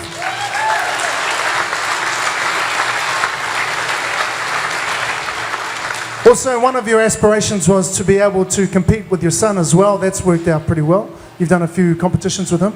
Yeah, it's been good fun. It's certainly something we never thought we'd be doing. You know, even if you go back 5 years ago, Jack's around here somewhere. He certainly wasn't going to be a shearer, and never showed any interest. A bit like myself at the start, really. And yeah, the last couple of years travelling all around New Zealand, all around the UK, competing together and against each other is quite unique, and it's pretty special now. And as you can see, I might be giving up at the right time the way he's going, eh? Well, what are you going to do from here? Where to from here? Nothing much will change. We'll just carry on. I'm thoroughly enjoying being part of the shearing industry. I'll still be involved. I'm a bit of a judge at the moment, but I won't get straight into that. I work for Lister Shearing in the UK, which I thoroughly enjoy. We've got some big challenges in front of us, and in an R&D role there, and that's a real interesting job, and I'm really looking forward to the challenges ahead. And I'll just carry on with the farming interests. I'm managing a farm locally here for Universal Beef Packers, chasing dairy cows around now, no sheep, and really enjoying it. You know, there was a comment before by one of the other commentators saying that if they could bottle that secret ingredient that you have and sell it to the rest of the world, I think we'd have a lot more international superstars. But my question to you for this particular part of the interview is, who's been your biggest and toughest rival? There's no one really that I've focused on in my sport as someone individual. I think the moment you start focusing on someone else, you lose focus yourself. And you know, back in the days when I was going well, people would say, how are you going to go at the Golden Shears, or how are you going to go at Te Kuiti? And it was simple. If I could perform to the best of my ability, I would do quite well. And that's why my biggest enemy or biggest rival was myself. And if you focus on what you're doing, that's the most important thing. All right, we have a couple of questions here that I think there's a set-up questions, but I'm a bit worried about this. Yeah, let's find out the answer to this. With all the free time you will have on your hands now, when will we see an autobiography and what will it be called? I didn't know that was coming. There's a few rumours around about that, but yeah, I'm not sure about doing that sort of thing. I don't really want to go public with all that stuff, but we'll see. It's the sort of thing that might have to be released in a few years maybe. I don't know. It's been talked about, but I'm not really one for doing that sort of thing, but I might be forced into it, who knows. Right, here it is, uncomfortable question number 2. I hear there is a new series of Dancing with the Stars in the pipeline. Your closest friends like to call you Disco. So can we expect to see you on the dance floor soon? Well, that's an interesting one, isn't it? What's interesting about it? Apparently they call you Disco for what reason? Well, if you can think how some of the friends I've got, it's often the opposite of what it means, isn't it? Yes. And no, I can dance all right. It's just got to be bloody dark, that's all. And quite a bit of alcohol involved. A couple more questions for you. Thank you for your time this evening, David. What's one of the what is something tangible that you want to leave behind as part of your legacy? I think it's just enjoy what you do, and people often say, why have you done so well? I've enjoyed it, and just be the best you can be. And it doesn't matter what you're in, whether it's business or sport, be the best you can be, and never ever give up, and never say die. And as I say, attitude is everything. Yeah, it's pretty much just enjoy it. Now we just want to very quickly talk about your family. You first met your wife back in 1980 in Wales. Is that correct? Yes. No, you're wrong actually. I first met my wife, and I have to be careful here, I think it was down at the Golden Shears, I think. And were you dating someone at the time? Yeah, I was. Oh, yeah. I was with another girl from Devon at the time, and I only met her in passing, sort of housed it and walked on, you know. And was it a year or two later, we bumped into each other. I'd had a couple too many to drink. She was chasing me all around the bar at the Royal Welsh Show. I tried to get away too, but I just couldn't get away. She just wouldn't leave me alone. And even a couple of the friends' wives were there, and I was trying to get them to help to keep her away, but it just didn't work. Yeah, sure. Yep. Now from that relationship you have 2 beautiful children, Jack and Jenna. And obviously what we wanted to really lead to was the fact that how is it that you can achieve all of your greatness in regards to your events and everything else that you've achieved? How do you do that? Yeah, well, you can't do it without the support of family. And I mean, in the early days, before my family came along, we had our bigger family with the brothers, sister, mum and dad, and they were really supportive. And mum and dad, back in those days, they would never ever discourage you from doing anything or trying anything. And now in the later years with Wendy, Jack and Jenna, they've put up with a lot and of me being away a lot, and without that support you can't do it. And they say, you know, you can't do it on your own. There's everyone at home supporting you, and there's never a truer thing there. Look, David, it's time to wind it up because we've taken enough of your time. What is it that you want to say, just in closing, to all of your friends and all of these people that you've known over all of this time as you start moving towards, well, your swan song for your professional career? Yeah, I'm just going to try and enjoy it. And whatever happens this weekend, it'll be a good weekend, win or lose. I'm not going to hang everything on one event. I've had too many ups to worry about one event, and I'm just going to thoroughly enjoy it. And good luck to everyone, and a big thanks to all our sponsors coming here and supporting this event, and everyone that comes along and watches, and we'll enjoy the next day and a half.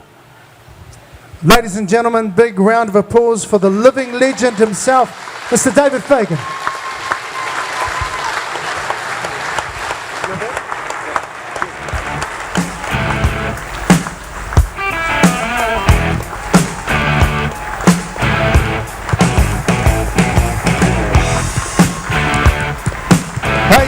David, come back here, mate. Come back here. You got a standing ovation here, mate. You better come and get it. Come on. Ladies and gentlemen, Mr. David Fagan.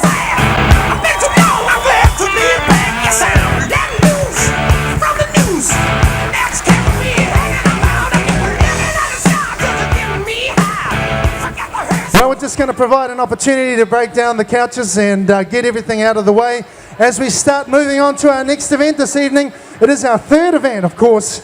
It's always an upbeat challenge, this one. This is the Warrnambool versus Te Kuiti Challenge, and it's sponsored by our friends Hatuma. So we'll just break down the stage, and while we're doing that, let's hand back to our wonderfully talented commentators, John McBride, Norm Haraway, Big Johnny Granger, and of course our friend from over the seas, Hugh Condron.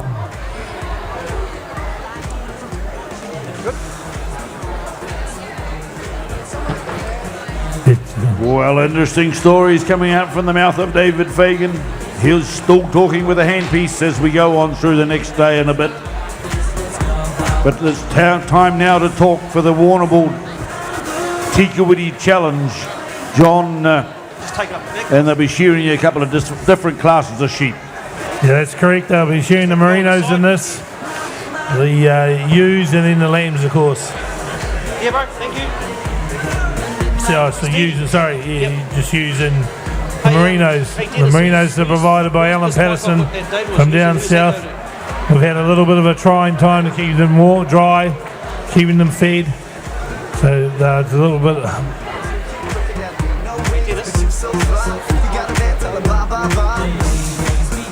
So yeah, another event about to start, the Warrnambool Te Kuiti Challenge. Always a great event. It's even though they're not New Zealand Australian representative teams, basically it is New Zealand versus Australia. And kind of wonderful to hear how well David Fagan speaks in public. Fantastic ambassador for our sport, guys. One of the best, obviously one of New Zealand's best sportsmen ever. I say that because I say one of the best sportsmen ever because Colin Meads is still in the crowd here. He might come up and give me a crack under the ear. So great to see, you know, our top people being top people all around the world. So well done. Yeah, I've been very, very lucky to see David shearing over in the UK. He's very well thought of over there. I know a lot of people will be watching Te Kuiti over on the internet, and they'll be looking on, hoping that he will be coming back to the UK, and we really would like to see him back there.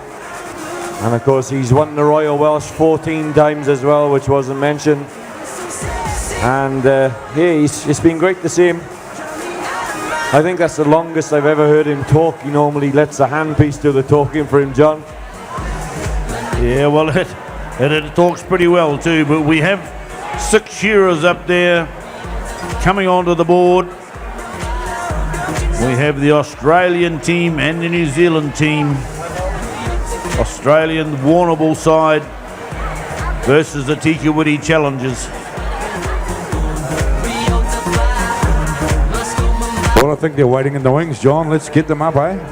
Righto, on stand number 6 from Warrnambool, Australia, Roger Mifsud. Give him a round of applause. On stand 5, ladies and gentlemen, the top qualifier in the senior heats today from Te Kuiti here, your very own Cody Beck. Another Warrnambool entrant, Ivo Hennessy. Representing the Te Kuiti team from Napier, from Hastings rather, Dion King on stand 3. And the senior shearer from Australia, Nathan Tui. And our other Te Kuiti representative on stand number 1 from Fielding, ladies and gentlemen, Aaron Haynes. Oh, let's get ready to rumble with the rattlesnakes. Oh, the black singlets and the black and white versus the green and yellow. This is essentially New Zealand versus Australia, so don't be scared to support your favourite country. I know there's some Aussie supporters out there. Welcome along. And commiserations. Oh, they haven't. Already? Oh, they haven't started yet. Okay. Strong teams on both sides, though. Guys like very, very experienced with Dion King and Roger Mifsud, both for Te Kuiti and Warrnambool, and some good young guys coming through. So this is what this event's about a wee bit too, is supporting and bringing these young fellas up. Yeah, it's great to see the future being strengthened by giving him a chance up on the big stage. And of course, as an outsider looking in, the Australian-New Zealand rivalry seems to get stronger and stronger every year in the shearing game. And of course there was a game of cricket, wasn't there, before I arrived? Don't Quiet. mention that. Quiet. Don't mention the cricket. I mentioned the first game, but not the second game. All right. Have we been playing cricket? You know, at least you got to the final. I was not the only thing that I was got on was the plane home. Our sponsors this evening are Hartuma, the fertiliser company, Hartuma Lime. Very important to have lime on your property, and even though it's a lot of lime based throughout the country.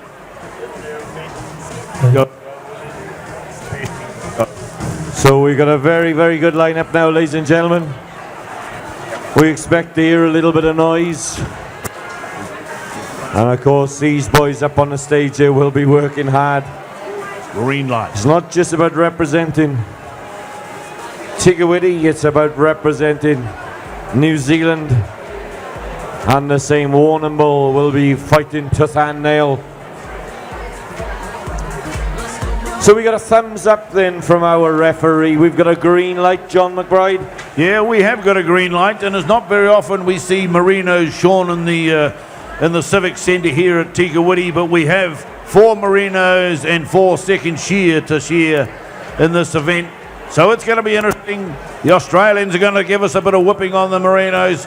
They'll be out in front. They'll be trying to push it home, but nothing can hold our guys back. A little bit of team talk going on there from the Australians. Get them apart. Come on. We can't have that. Okay, shearers on the ball. Rightio, ladies and gentlemen. International event for the Friday night. Timekeepers ready. Judges ready. Competitors, go! Well, ladies and gentlemen, this is a bit of a test now. Look at those big wrinklies coming out there. Big sheep. They're woolly sheep. They got wrinkles. They got wool on all the wrinkles. And they're going to be a real test for these shearers now.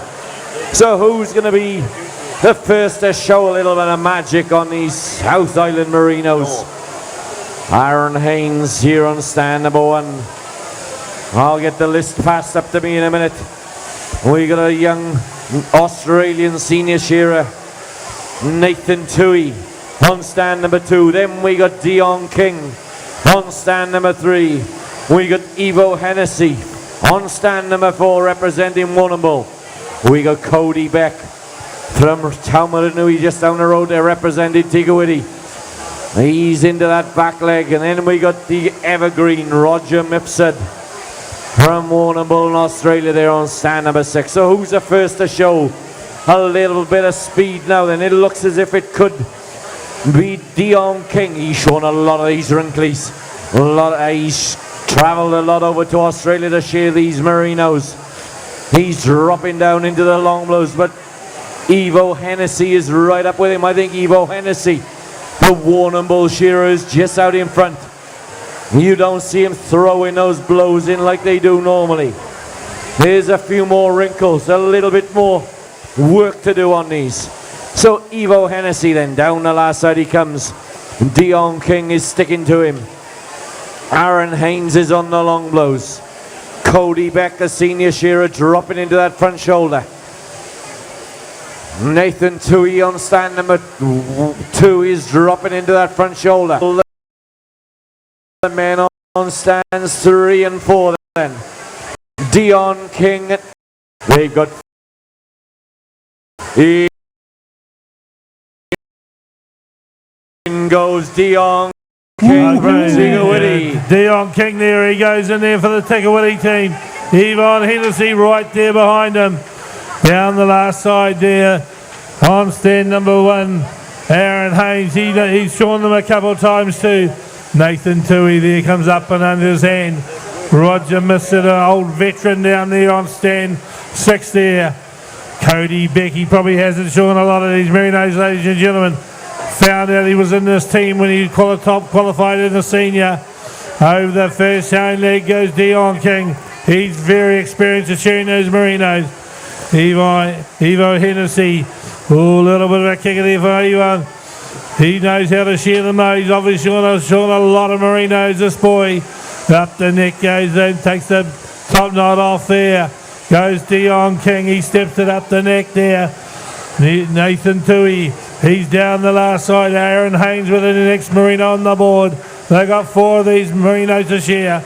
Roger Misfit. He gets the belly off there. Cody Beck there. He's going to put the finishing touches in. 1, 2 blows to go. Just going as quietly as he can. He hasn't shown too many of these. Nathan Tui drops out. He goes in for a second Merino. Cody Beck there. And he goes to a second Merino, Johnny. Oh, Kuiti, come on, you're yarning out there. Let's start giving these guys a bit of talking about. You got the godfather of Australian Shearing down there on stand number 6, and he's working up the neck. Has Aaron Haynes pegged him back at the other end of the field. Looks like the man here in the black singlet is doing all right. He's holding his own at the moment. Here on stand number 2, Tui, spelt just like the brewery.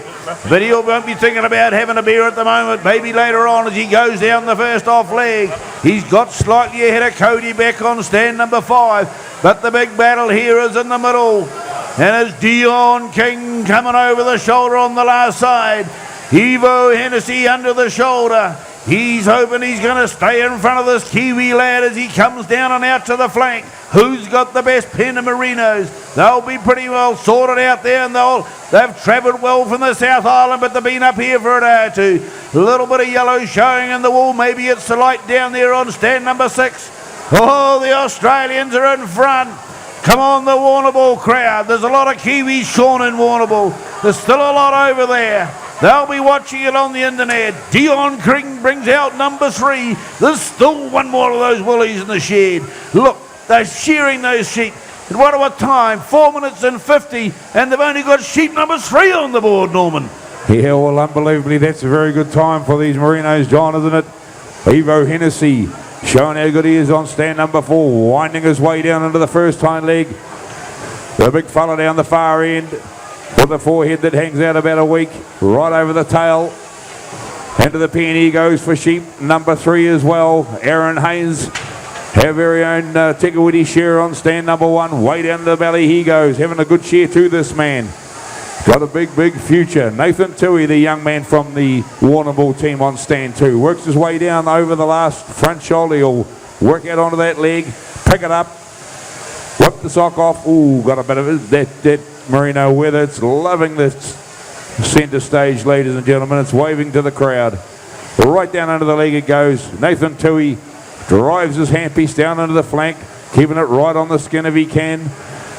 Where's the rest of the field? Is still Dion King and Evo Hennessy out in front. Evo Hennessy it is. Cheek comes off. Dion King cheek comes off. Down over the backside of the wrinkle they work. Look at all the spare skin on these big Merino withers, ladies and gentlemen. Come straight out of the mountains of the high country of the South Island. That's why they live up there. They're that ugly. They can't be seen in public, so they live way up in the mountains. Ooh, Dion King's waving. Didn't like that comment.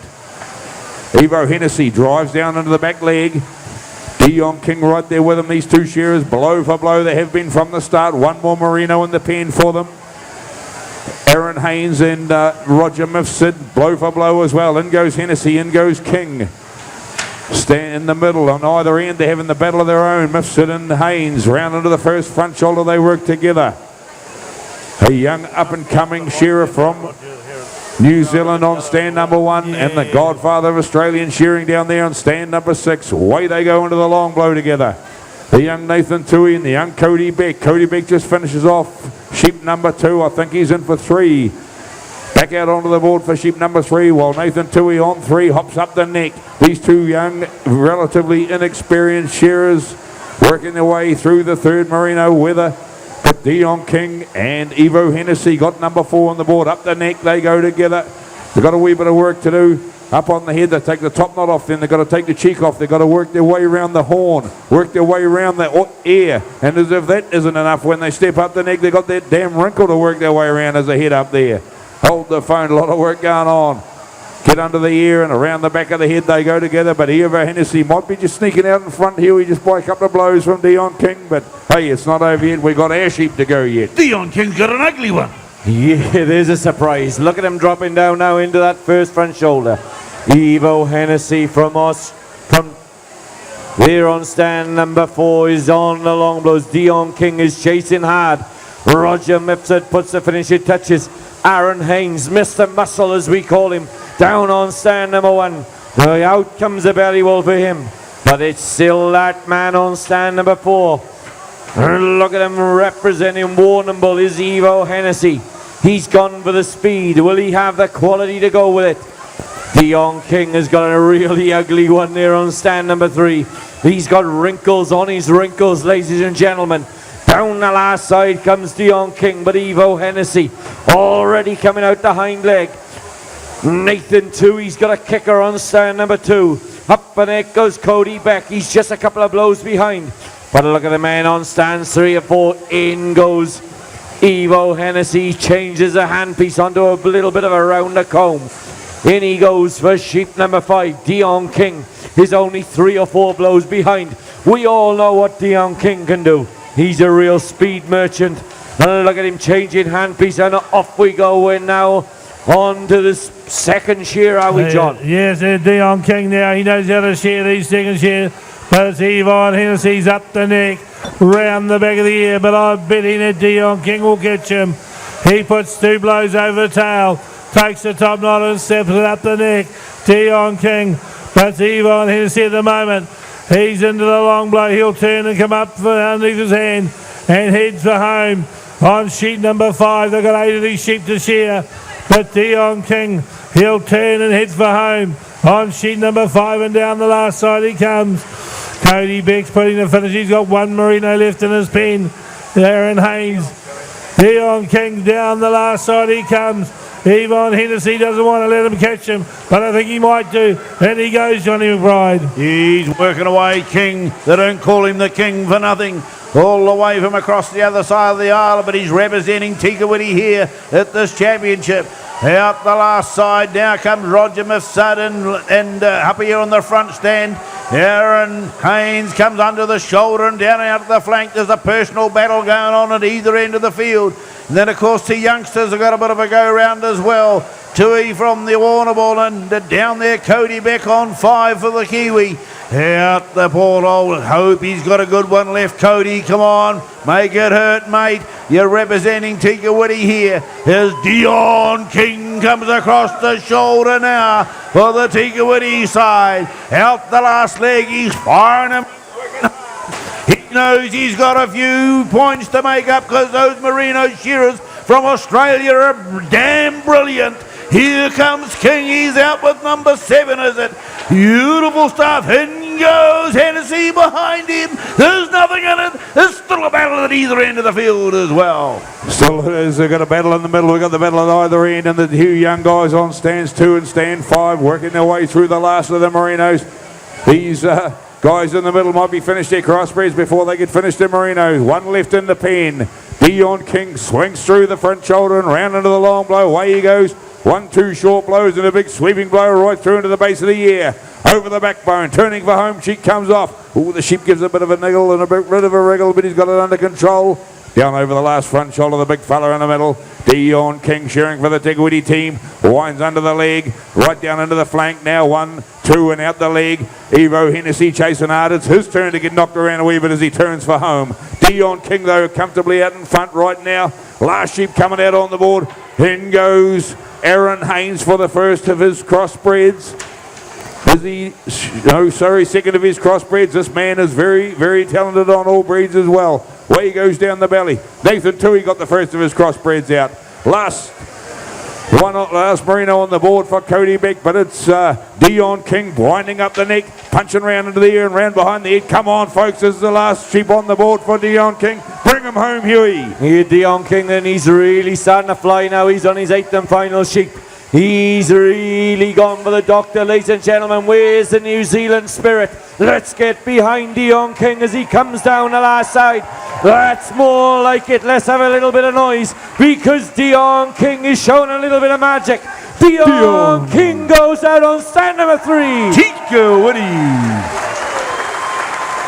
Yeah, the way and Ever Hennessy, he's into the long blow. He saw those merinos brilliantly. Cody Beck, he's got 4 sheep to shear, but he'll go all right on those.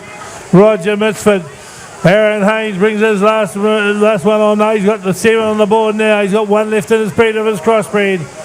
Evo and Hennessy down the last side he comes. Give the Aussie boy a big hand, ladies and gentlemen. He drops out. Give him a big hand, ladies and gentlemen. It's well shorn.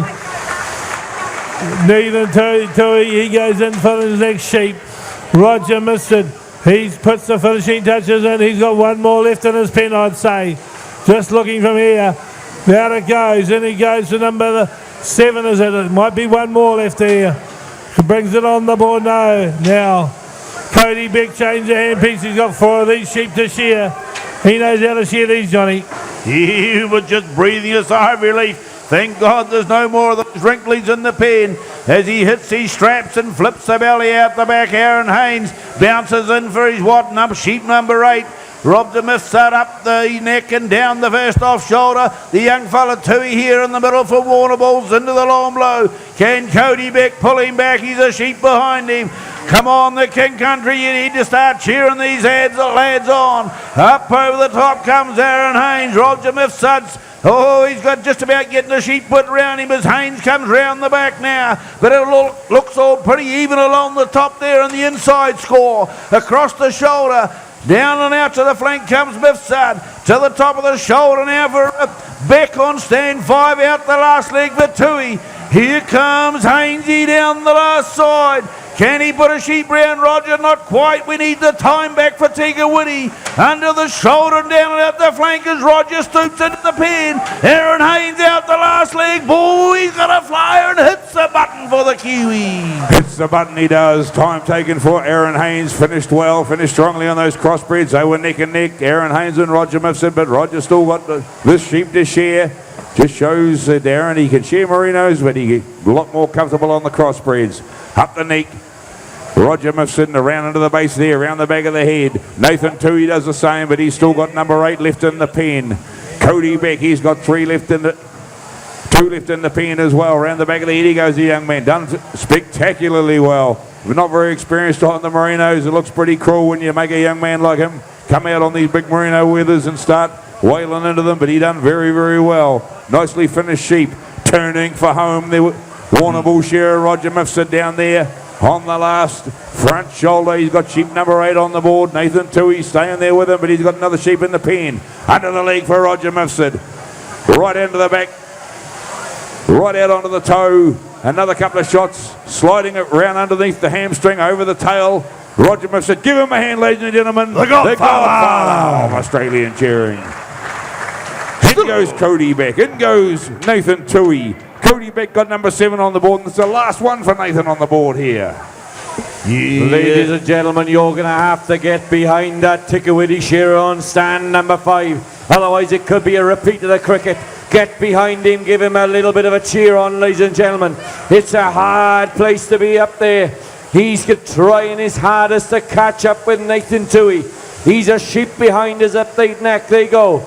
She's not playing ball either. He just settles her down. Nathan Tui then from Warrnambool in Australia, dropping down into that first front shoulder. A very difficult part of the sheep to shear. Ooh, Cody Beck has got a bit of a kicker. He just settles her down. She's still kicking and wriggling. He says, if you don't stop, I'm going to be putting you on the barbecue tomorrow. He drops her down now onto the long blow. He's trying hard, ladies and gentlemen. He gets to the turn. He's coming down the last side. He's working hard, but he's got one sheep left in that pen. Nathan Tui from Warrnambool. He cleans off round that shoulder, John. He's doing a beautiful job as well. He definitely is. Down the last side he comes. Just remember, these 2 shearers are only senior shearers up here. And Cody Beck made his way by making qualifying today. Well, after seeing one of those merinos, I'm a bitchy wish he didn't qualify top. Then he goes in, but it's all experience for him. There goes the boy from Aussie, Nathan Tui. But it's Cody Beck now. He'll take the belly off. He'll get the belly off just steady as it goes. Belly will come off for him. Then the top qualifier into the senior today. He's got a share in the semis tomorrow and then the final later on if he makes it that far.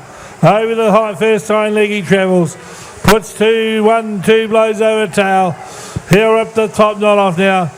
He wouldn't have shorn a lot of merinos, but I'd say he'll have a pretty good job. He's got a good job on the board at the moment. Up the neck he goes. Round the back of the aerial travel. He'll swing down now and drop into that long blow. Just hoping the sheep cooperates a little bit better than it is. Down into the long blow he goes. Puts his knee down into the top of the chest now. Now put 1, 2 blows. Then he'll flicker those leg over. Pulls the sheep up tight. Then he'll bring up and under his hand he comes. Under up and he heads for home on his final sheep. He'll say, thanks for coming, Johnny. Yeah, I think he's absolutely shot for energy, ladies and gentlemen. He needs bringing home on this last side. He's under the money side now and down and out to the flank. The young man from Tamaranui, the King Country. Can the sheep, little maiden, sit still long enough? He's doing it one shot after this one. Come on, just let it down the hole and hit the button. Kuiti versus Warrnambool. Another round of applause, ladies and gentlemen. Come on, put your hands together. Great cheering from those young competitors up there. Just a note, ladies and gentlemen, from the security, there is a vehicle FFJ874 that's got its lights on full. So if you want to go home tonight, I'll go and turn them off.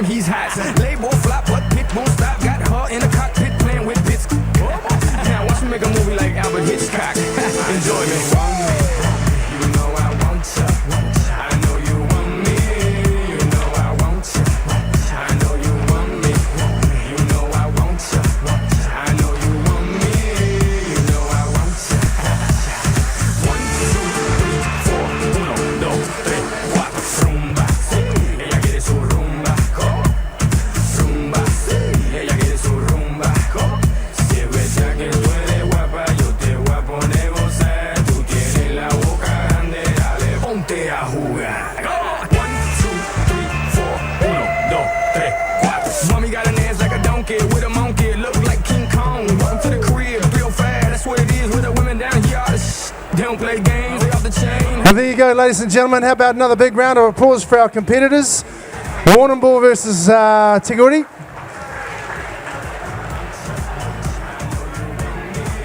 Of course, the winners of those last two competitions will be announced in the final prize giving, which happens. We have 2 more events left this evening, ladies and gentlemen.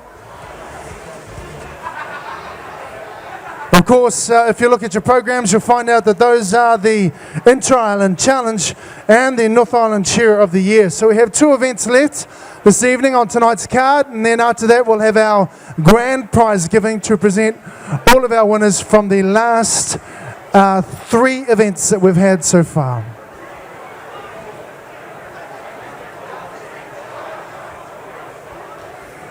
All right, ladies and gentlemen, it's time to welcome our second guest this evening for On the Couch. He's from a completely different sporting background, but has also represented New Zealand at the highest level as an All Black and played 8 test matches. He is currently the Chief Executive Officer of Sport Waikato. Ladies and gentlemen, please welcome Mr. Matthew Cooper.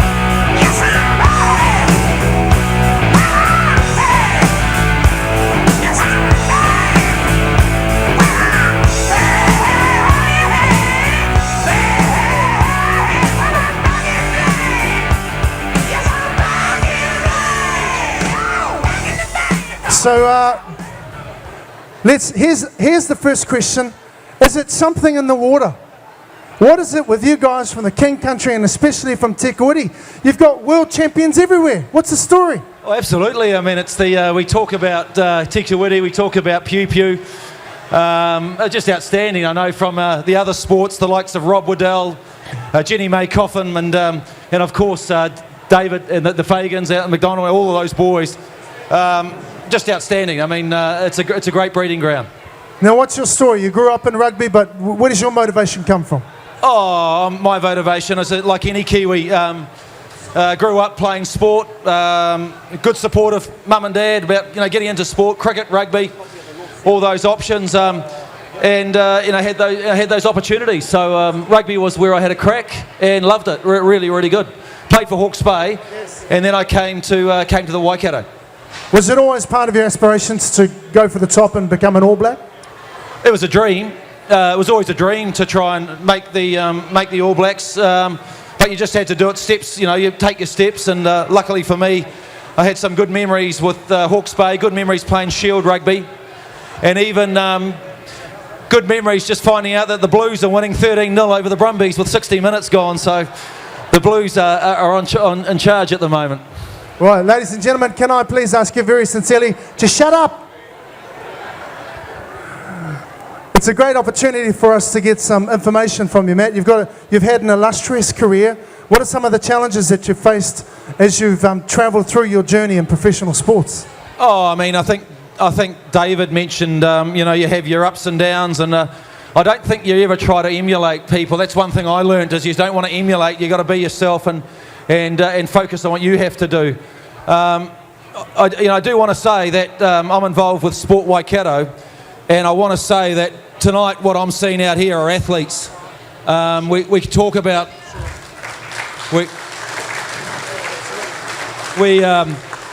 there's always a bit of conjecture, isn't there, around the word sport, but if you can tell, I would bring Sport New Zealand and I'd bring sport people here and watch what I've seen today and seen the effort going in, the aerobic work, the effort, the skill and the race and the quality.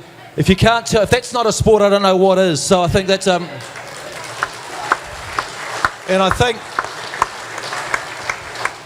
I think there's a few good sportsmen here, and there's one of them there with Sir Colin, but I think David Fagan would be one of our greatest sportsmen in New Zealand.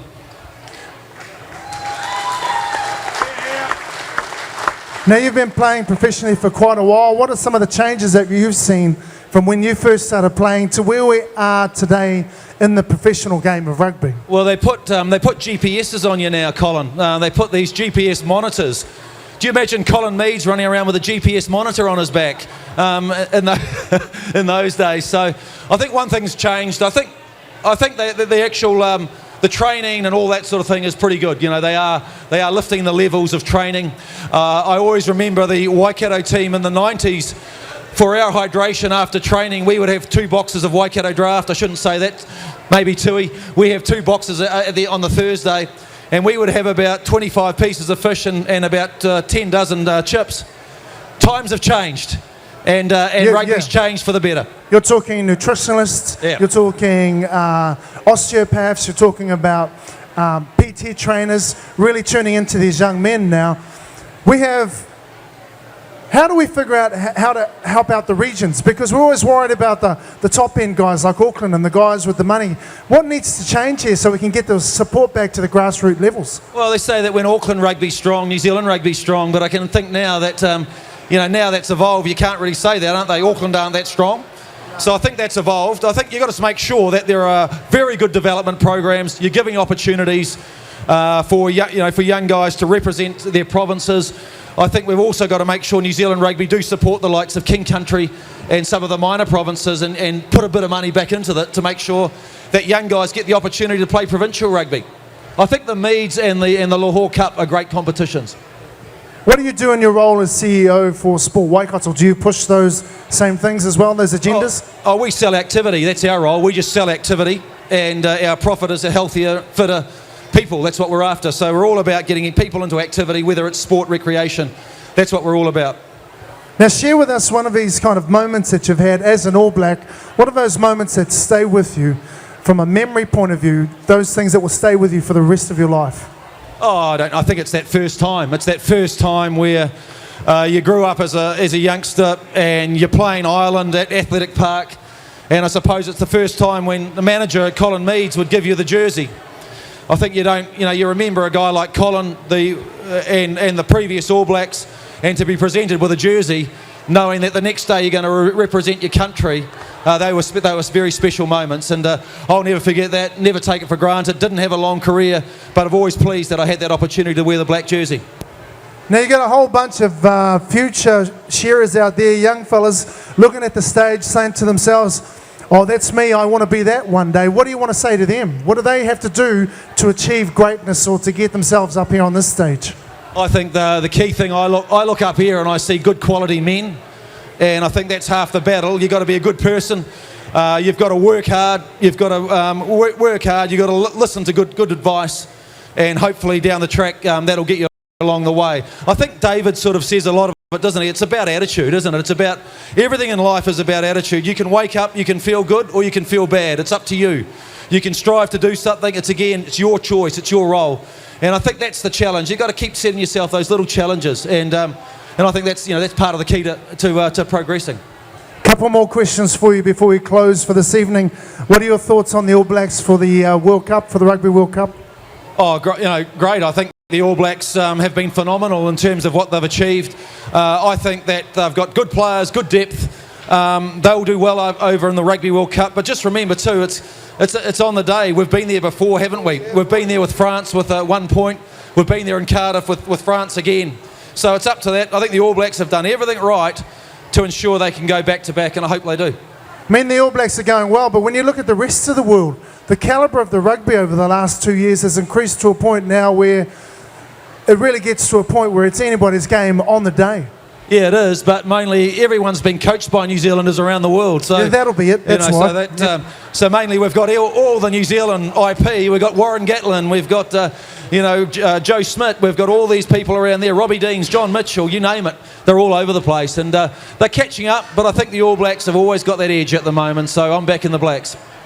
So just to reiterate, and as a final question, what is it that you think needs to happen for the rest of New Zealand to recognise shearing for the professional sport that it really is? Well, it's organisations. I mean, the Sport Waikato, the regional awards we had, we announced Michael Barnett as the referee umpire of the year at the Waikato Regional Sports Awards. So I think it's really important now, and probably what I'd like to see is an invitation to Sport New Zealand to attend these awards, to attend these championships, and to let them see visibly what's happening here, because this is a competition, this is sport, these are athletes.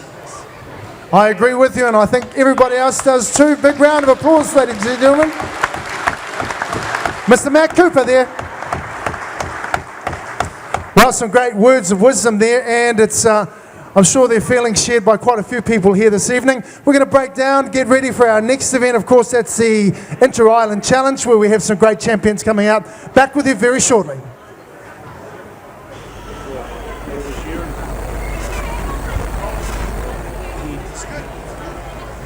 The words we are, I think of her now and then. I still hear the songs, reminded me of a friend. Upon a hill across the blue lake, that's where I had my first heartbreak. I still remember how it all changed. My father said, don't you worry, child. She has got a plan for you. Don't you worry, Okay, to represent the Inter-Island Teams Challenge, we have 3 shearers from each area and 3 wool handlers.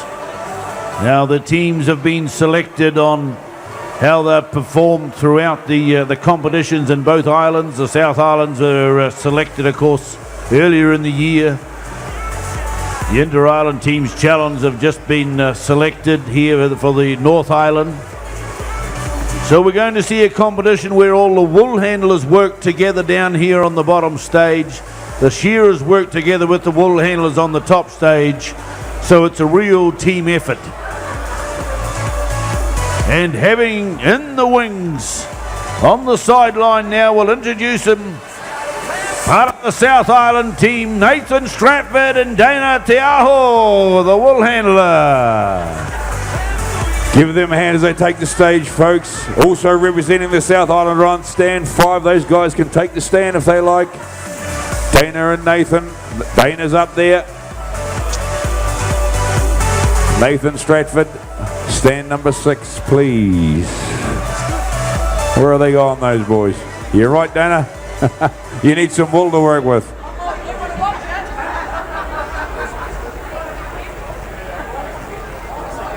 Nathan Stratford. There he is. Stand number 6, well done, Stratty. Stand number 5, ladies and gentlemen, our wool handler, Joel Henare. And our shearer, Tony Costa, representing the South Island. Oh, more South Islanders, Darren Ford and Tia Potai. Stand number 3, let's move back up here to the North Island. Logan Kamura and David Buick on stand 3.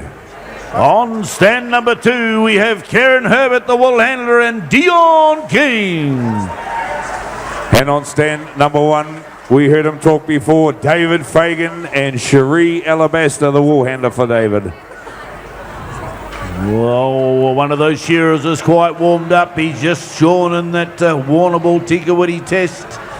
Dion King, so he'll be going hard. 10 sheep each, these shearers have got to shear. 10 sheep each. The wool handlers will work together. You'll notice all the pottles coming out here now, the buckets as we call them, down here in front. And they will be sorting it through. Tell them how the time is going to be taken. The wool handler's got to raise the board, and then the shearer has to press the button after that. After you raise the... You think you got the best in Just one. but you think that everything. So they're setting it up there. There's 5 lines of wool into the buckets. There's a main pile of wool. We want as much wool on that main line as possible. That's where the dollars are added, the value added. That's what these wool handlers are doing down here on the bottom line. How we want these wool handlers to indicate with their broom. Listening carrot, listening wool handlers, want you to indicate with your broom at the end, and the shearer will push the red button. Okay, wool handlers, be clear of that. Raise your broom at the end of your job and the shearer will push the time button. Our shearers are aware of what they have to do. They're all in the pen. North versus South. Keenly fought events, these ones. They would have qualified into their respective teams from competing in various competitions throughout the country. The North Island team, shearers Dave Fagan, Dion King, David Buick. The wool handlers Cherie Alabaster, Kieran Herbert and Logan Kamura. The South Island team, the shearers Darren Ford, Tony Costa and Nathan Stratford. And the wool handlers for the South Island, Tia Potai, Joel Henare and Dana Tiaho. 3. Shearers to the board, please.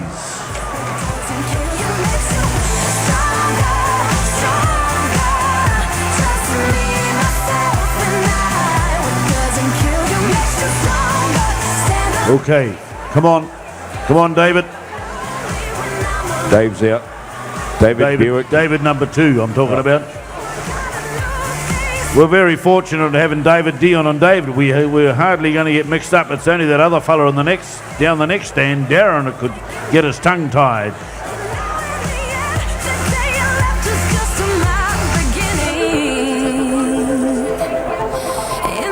North Island shearer, could we have him on? He's got the referee bailed up in there. Come on, Neil, drag him out. Looks like we're ready to go almost. Okay, thumbs are up. Okay, we've got the all clear, ladies and gentlemen. Righto, let's have a little bit of quiet so they can hear the start, please. Timekeepers ready.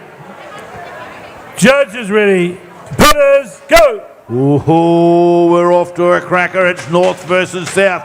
Me against you, Norm. Oh, we've got a little bit of a help on the side here. Hey, let's see these guys go. South Island to the right, North to the left. Who's going to be marching down to get the first prize? We don't know at this stage. We'll keep those outside points away from you at the moment. See the big pile of wool now, all just starting down here. Let's see how well they do it. Nice long wool here on these Romney crossbreds from the Tiroa E and the Tihapi B Trust, and they're loving to see them shown here at the New Zealand Shearing Champs for 2015. We have world champions up there, we have record holders, you name it, they are the guns of their islands at the moment, and David Fagan quick to set a mark down the last side, but young David Burke, the lad from Pongaroa in the north. Oh, Tony Costa! He got into that one in a minute. South. Go the south.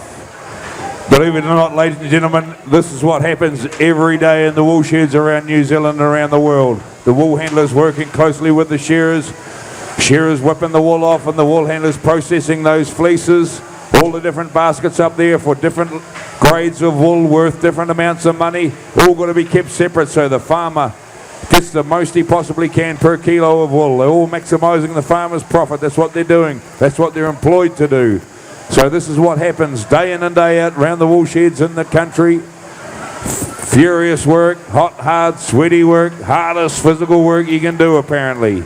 David Fagan winds into the long blow. Dion King long blow. David Buick turns for home, but Tony Costa down there on stand number 5. Winding out over the tail of the hind leg. Way he goes in the sheep number 3. 1 minute and 54 seconds gone on the clock. He is the current PGG rights and all breed champion of the country, Tony Costa down there.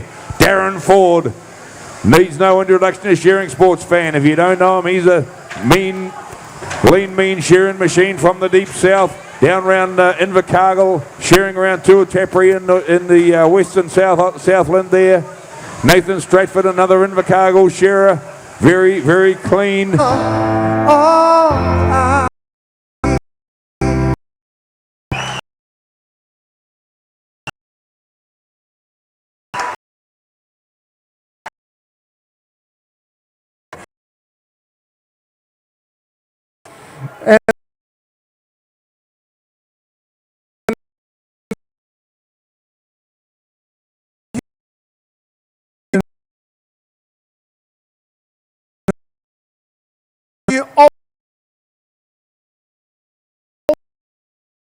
Ooh.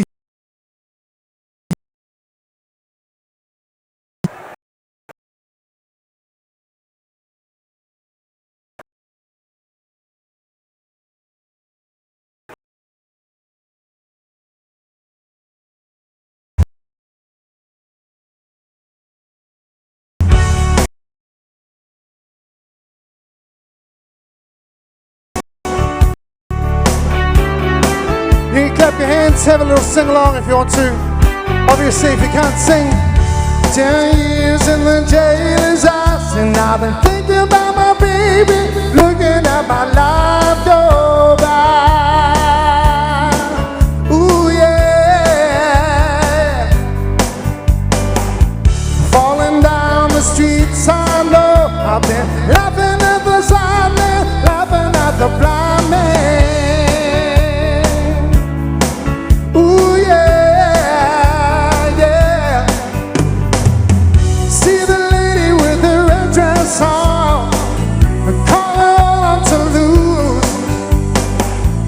Television and a red, red wine. So can you tell me the truth? Ooh, are you old enough? Yeah, are you old enough? Ooh, are you old enough? Yeah, ooh, yeah. Time goes.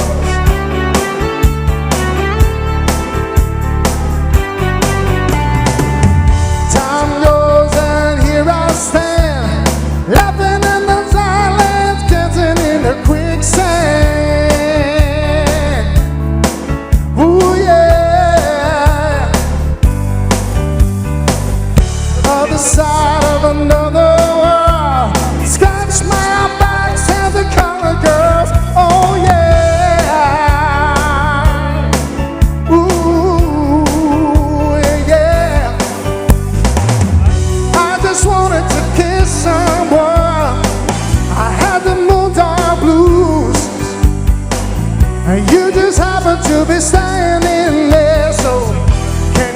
tell me? Won't you tell me the truth? You sing.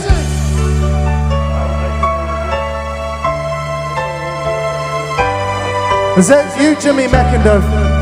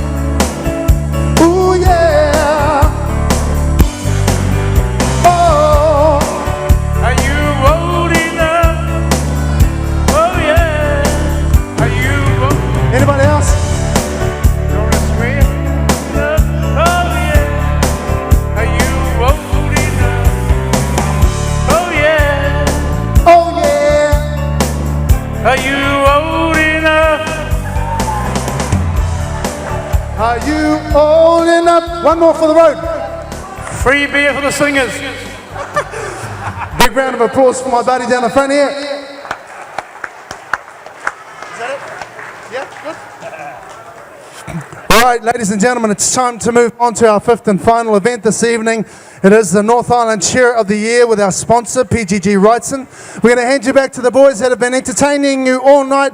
It's a special gift. It's a special talent. Ladies and gentlemen, big round of applause for our commentators bringing all of this action to life. John McBride, Norm Haraway, Big Johnny Granger, and our special guest, Hugh Condron. Big round of applause, folks.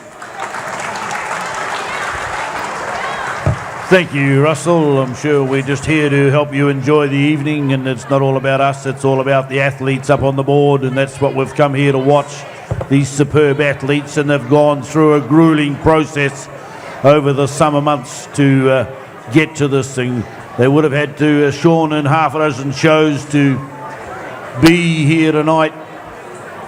They've had 2 rounds this afternoon where they've shorn 10 ewes and 10 lambs.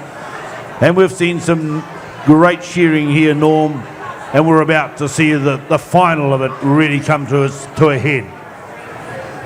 Yeah, that's right, John. The culmination of the heats we watched earlier, the 2 rounds, 10 ewes in round number 1 and the 10 lambs, they all shore again in the round 2.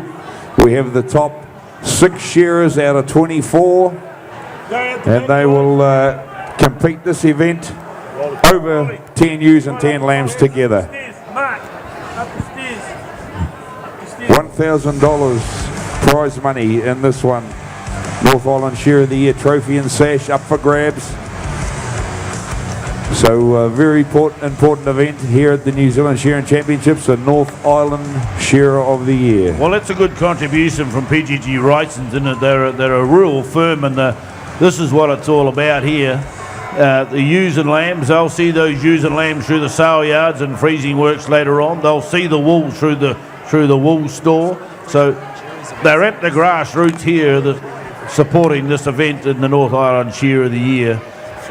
And we're going to see some real super fast shearing. They shore the ewes just as fast as they shore the lambs today, ladies and gentlemen. We're around about that minute or just under. So we're down now to the nitty-gritty, the back 6. And of course, it's going to be interesting, no doubt.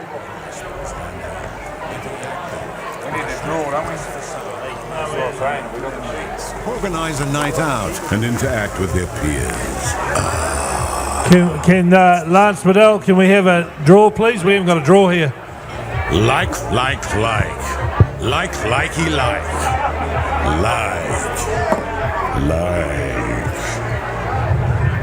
Okay, it looks like our shearers, can you see? It's always good to save John? money on the farm. Looks like our shearers are ready to go. Mouse traps, bloody awesome hot mouse traps. Let's and some Poison. Bring them up on the stage, ladies and gentlemen. These are our top 6 out of the 24 contenders for the North Island Share of the Year. 10 lambs and 10 ewes they will share. Stand number 6 from fielding, ladies and gentlemen, Murray Henderson. Kuiti, David Fagan. From Hastings on 4, give him a big hand, Dion King. Another one of Tikawiti's sons, Mark Granger. This year's current Golden Shears champion on 2, Gavin Much. And up on the front stand, the Ruawai, he's now in Hastings, Roland Smith. Ooh, what a lineup in this one, John. The top 6 out of the contenders for the North Island Share of the Year. We've got the current world champion on stand number 1. The current Golden Shears champion on stand number 2.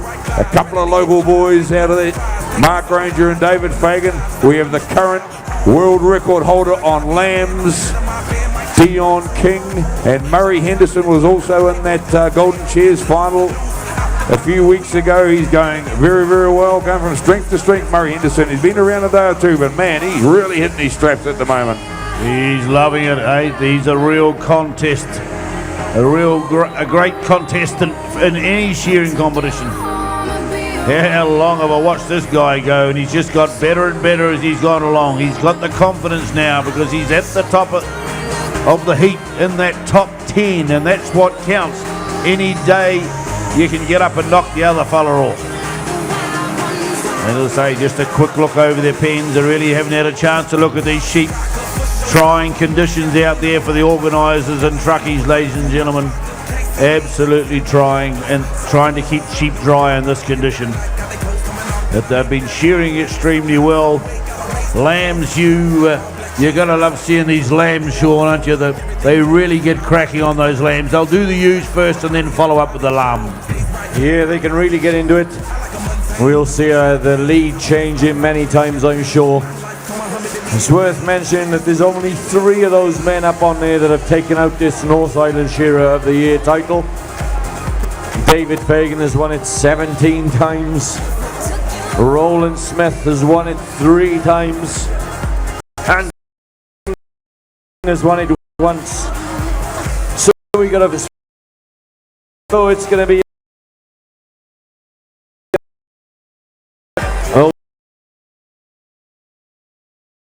Be fighting tooth and nail, and it's going to be a real fight, a real ding dong. So if you've got a favourite up there, ladies and gentlemen, don't be afraid to give him a shout on. Let's see if we can lift the roof off this wonderful building here at the Waitomo Heart Centre. Let's get a bit of an atmosphere going. This is going to be the last time we'll see David Fagan shearing in this North Island Shearer of the Year final. Let's give him a bit of a send-off. And then, of course, let's support all the other shearers. They've done very well to get in there. And once we get going on these 10 ewes, they'll get cracking on those 10 lambs. And we'll be seeing those sheep going down the portal in a pretty quick time, Norm. Oh, no doubt about that, Huey. These boys are going to be ripping the fluff off them and super speed, that's for sure. They were shearing them in well under a minute in the heats. We're going to see the same thing again up here. We have 6 of the very, very finest shearers in the world, ladies and gentlemen. Matthew Cooper was talking about them being athletes. Well, you look up on that board, you can see some of New Zealand's finest athletes up there. 6 of them. Is it going to be the experience of David Fagan and Dion King, the speed of Gavin Much or Roland Smith, or the quality of Mark Granger and Murray Henderson? Who is going to come out on top? We will find out tonight. 20 sheep in front of them. It's 10 ewes and 10 lambs. This is going to be a real spectacle. There's going to be some fluff flying. There's going to be some sweat flowing. These men, ladies and gentlemen, up on the stage right now are the 6 top shearers vying for the North Island Shearer of the Year. True athletes in every sense of the word.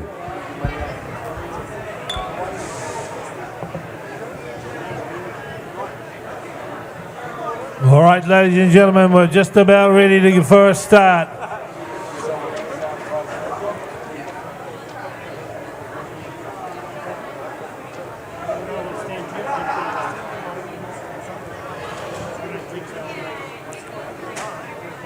Anticipation, ladies and gentlemen. A little bit of hush and set these great fine shearers away. Timekeepers ready. Judges ready. Pitters, go! Well, ladies and gentlemen, we've got a real spectacle on our hands now. Give them a bit of a cheer on. We've got Roland Smith, the current world champion, on stand number 1. We've got Gavin Much, the flying Scotsman from Fongamomana, on stand 2, the past world champion. He's a current team champion. Then we got Mark Granger on 3. We got Dion King on stand 4, master shearer. We've got David Fagan on stand number 5. We got Murray Henderson. But look at this, ladies and gentlemen. Gavin Much. He's going to go out in 37 seconds. Oh, he said away he goes. Mark Granger puts it. Dion King steps in. David Fagan, but it's Gavin Much, the boy from Warrnambool. 2 blows over the tail, takes the top knot and steps it up the neck now. Mark Granger with his second lamb on the board. Murray Henderson's right there with him. Dion King takes the top knot off. Mark Granger puts 2 blows over the tail, but it's the flying Scotsman from Warrnambool. Roland Smith up the neck and around the back. There he goes. But it's Gavin Much. He turns and heads to home on sheet number 2. He's to the top of the shoulder now. Underneath the shoulder he goes. David Fagan, a little bit of a kicker there. He comes up and over his hand he comes. Dion King down the last side. But it's Gavin Much he goes. Yeah. Murray Henderson says, crikey, I'm still in the long blow, and he's got sheep number 3 on the board. He'll minute 35 gone as Rolly steps into the pen up the front. Dion King, the powerhouse from the Hastings. David Fagan from Kuiti. He's a bit shell-shocked at the moment, but with a long way to go in this year. Mark Granger's got another one on the board. Remembering we've got that outside points holding back. Rolly rocks up the long blow. The first off shoulder here as Gavin Much comes off the long blow. Into the long blow go they on stand 4 and 5. And up the top comes Mark Granger. Had a great shear in the Contractors event earlier on, but that was that one. You've got to get on with this one now. And goes in 2 minutes 13. He's hard and he's going quick. His body's just shuddering. He can't actually hang on to that handpiece. It's just floating at the end of his fingertips, and he piles it up the leg, shots up the long, up under the undermine. Oh, yeah, up the neck he steps. Gavin Much, 2 minutes 30, and he's got sheep, and he's halfway through it on the board right now.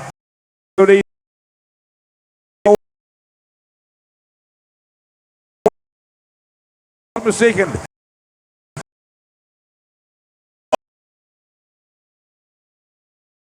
Gavin Much, he's just getting a bit carried away, but he'll get himself under control as he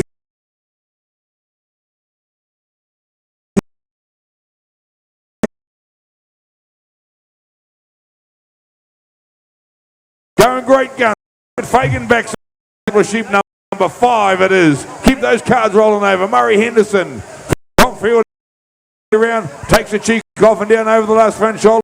He'll take sheep was 2 to get into his stride, but he'll be right back at them. But still, Gavin Much down over the last front shoulder on number 2, turns for home, under the leg, punches his way down into the flank and right out of the hind leg. Then goes Henderson down there on stand 6 for sheep 5, but sheep 5 almost finished down there, Huey. Gavin Much brings out sheep number 6 to the board. He's been going for just under 4 minutes. And look at the speed of his hand, ladies and gentlemen. I hope he keeps his left hand out the way, otherwise he'll cut it off. In goes Roland Smith. Dion King has got sheep number 6 out on the board. In goes Mark Granger for 6. In goes David Fagan for 6. Murray Henderson goes up on neck on 5, but already into the long blows. And now, ladies and gentlemen, the runners up, receiving $150. The New Zealand Shears silver medals. Warrnambool, ladies and gentlemen. Roger Mifsud, Evo Hennessy, Jamie Bryant, and Nathan Toohey.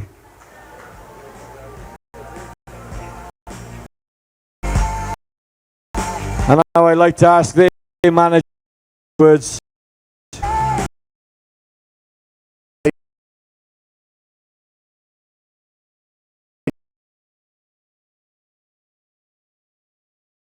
I've probably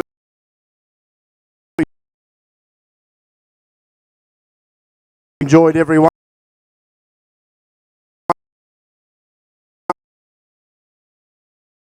Band.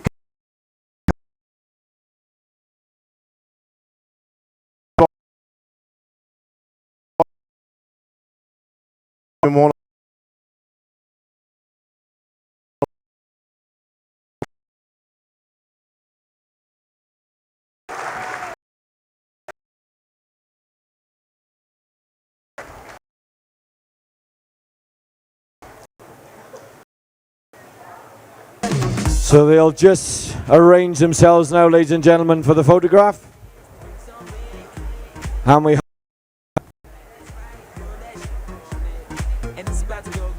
one lot.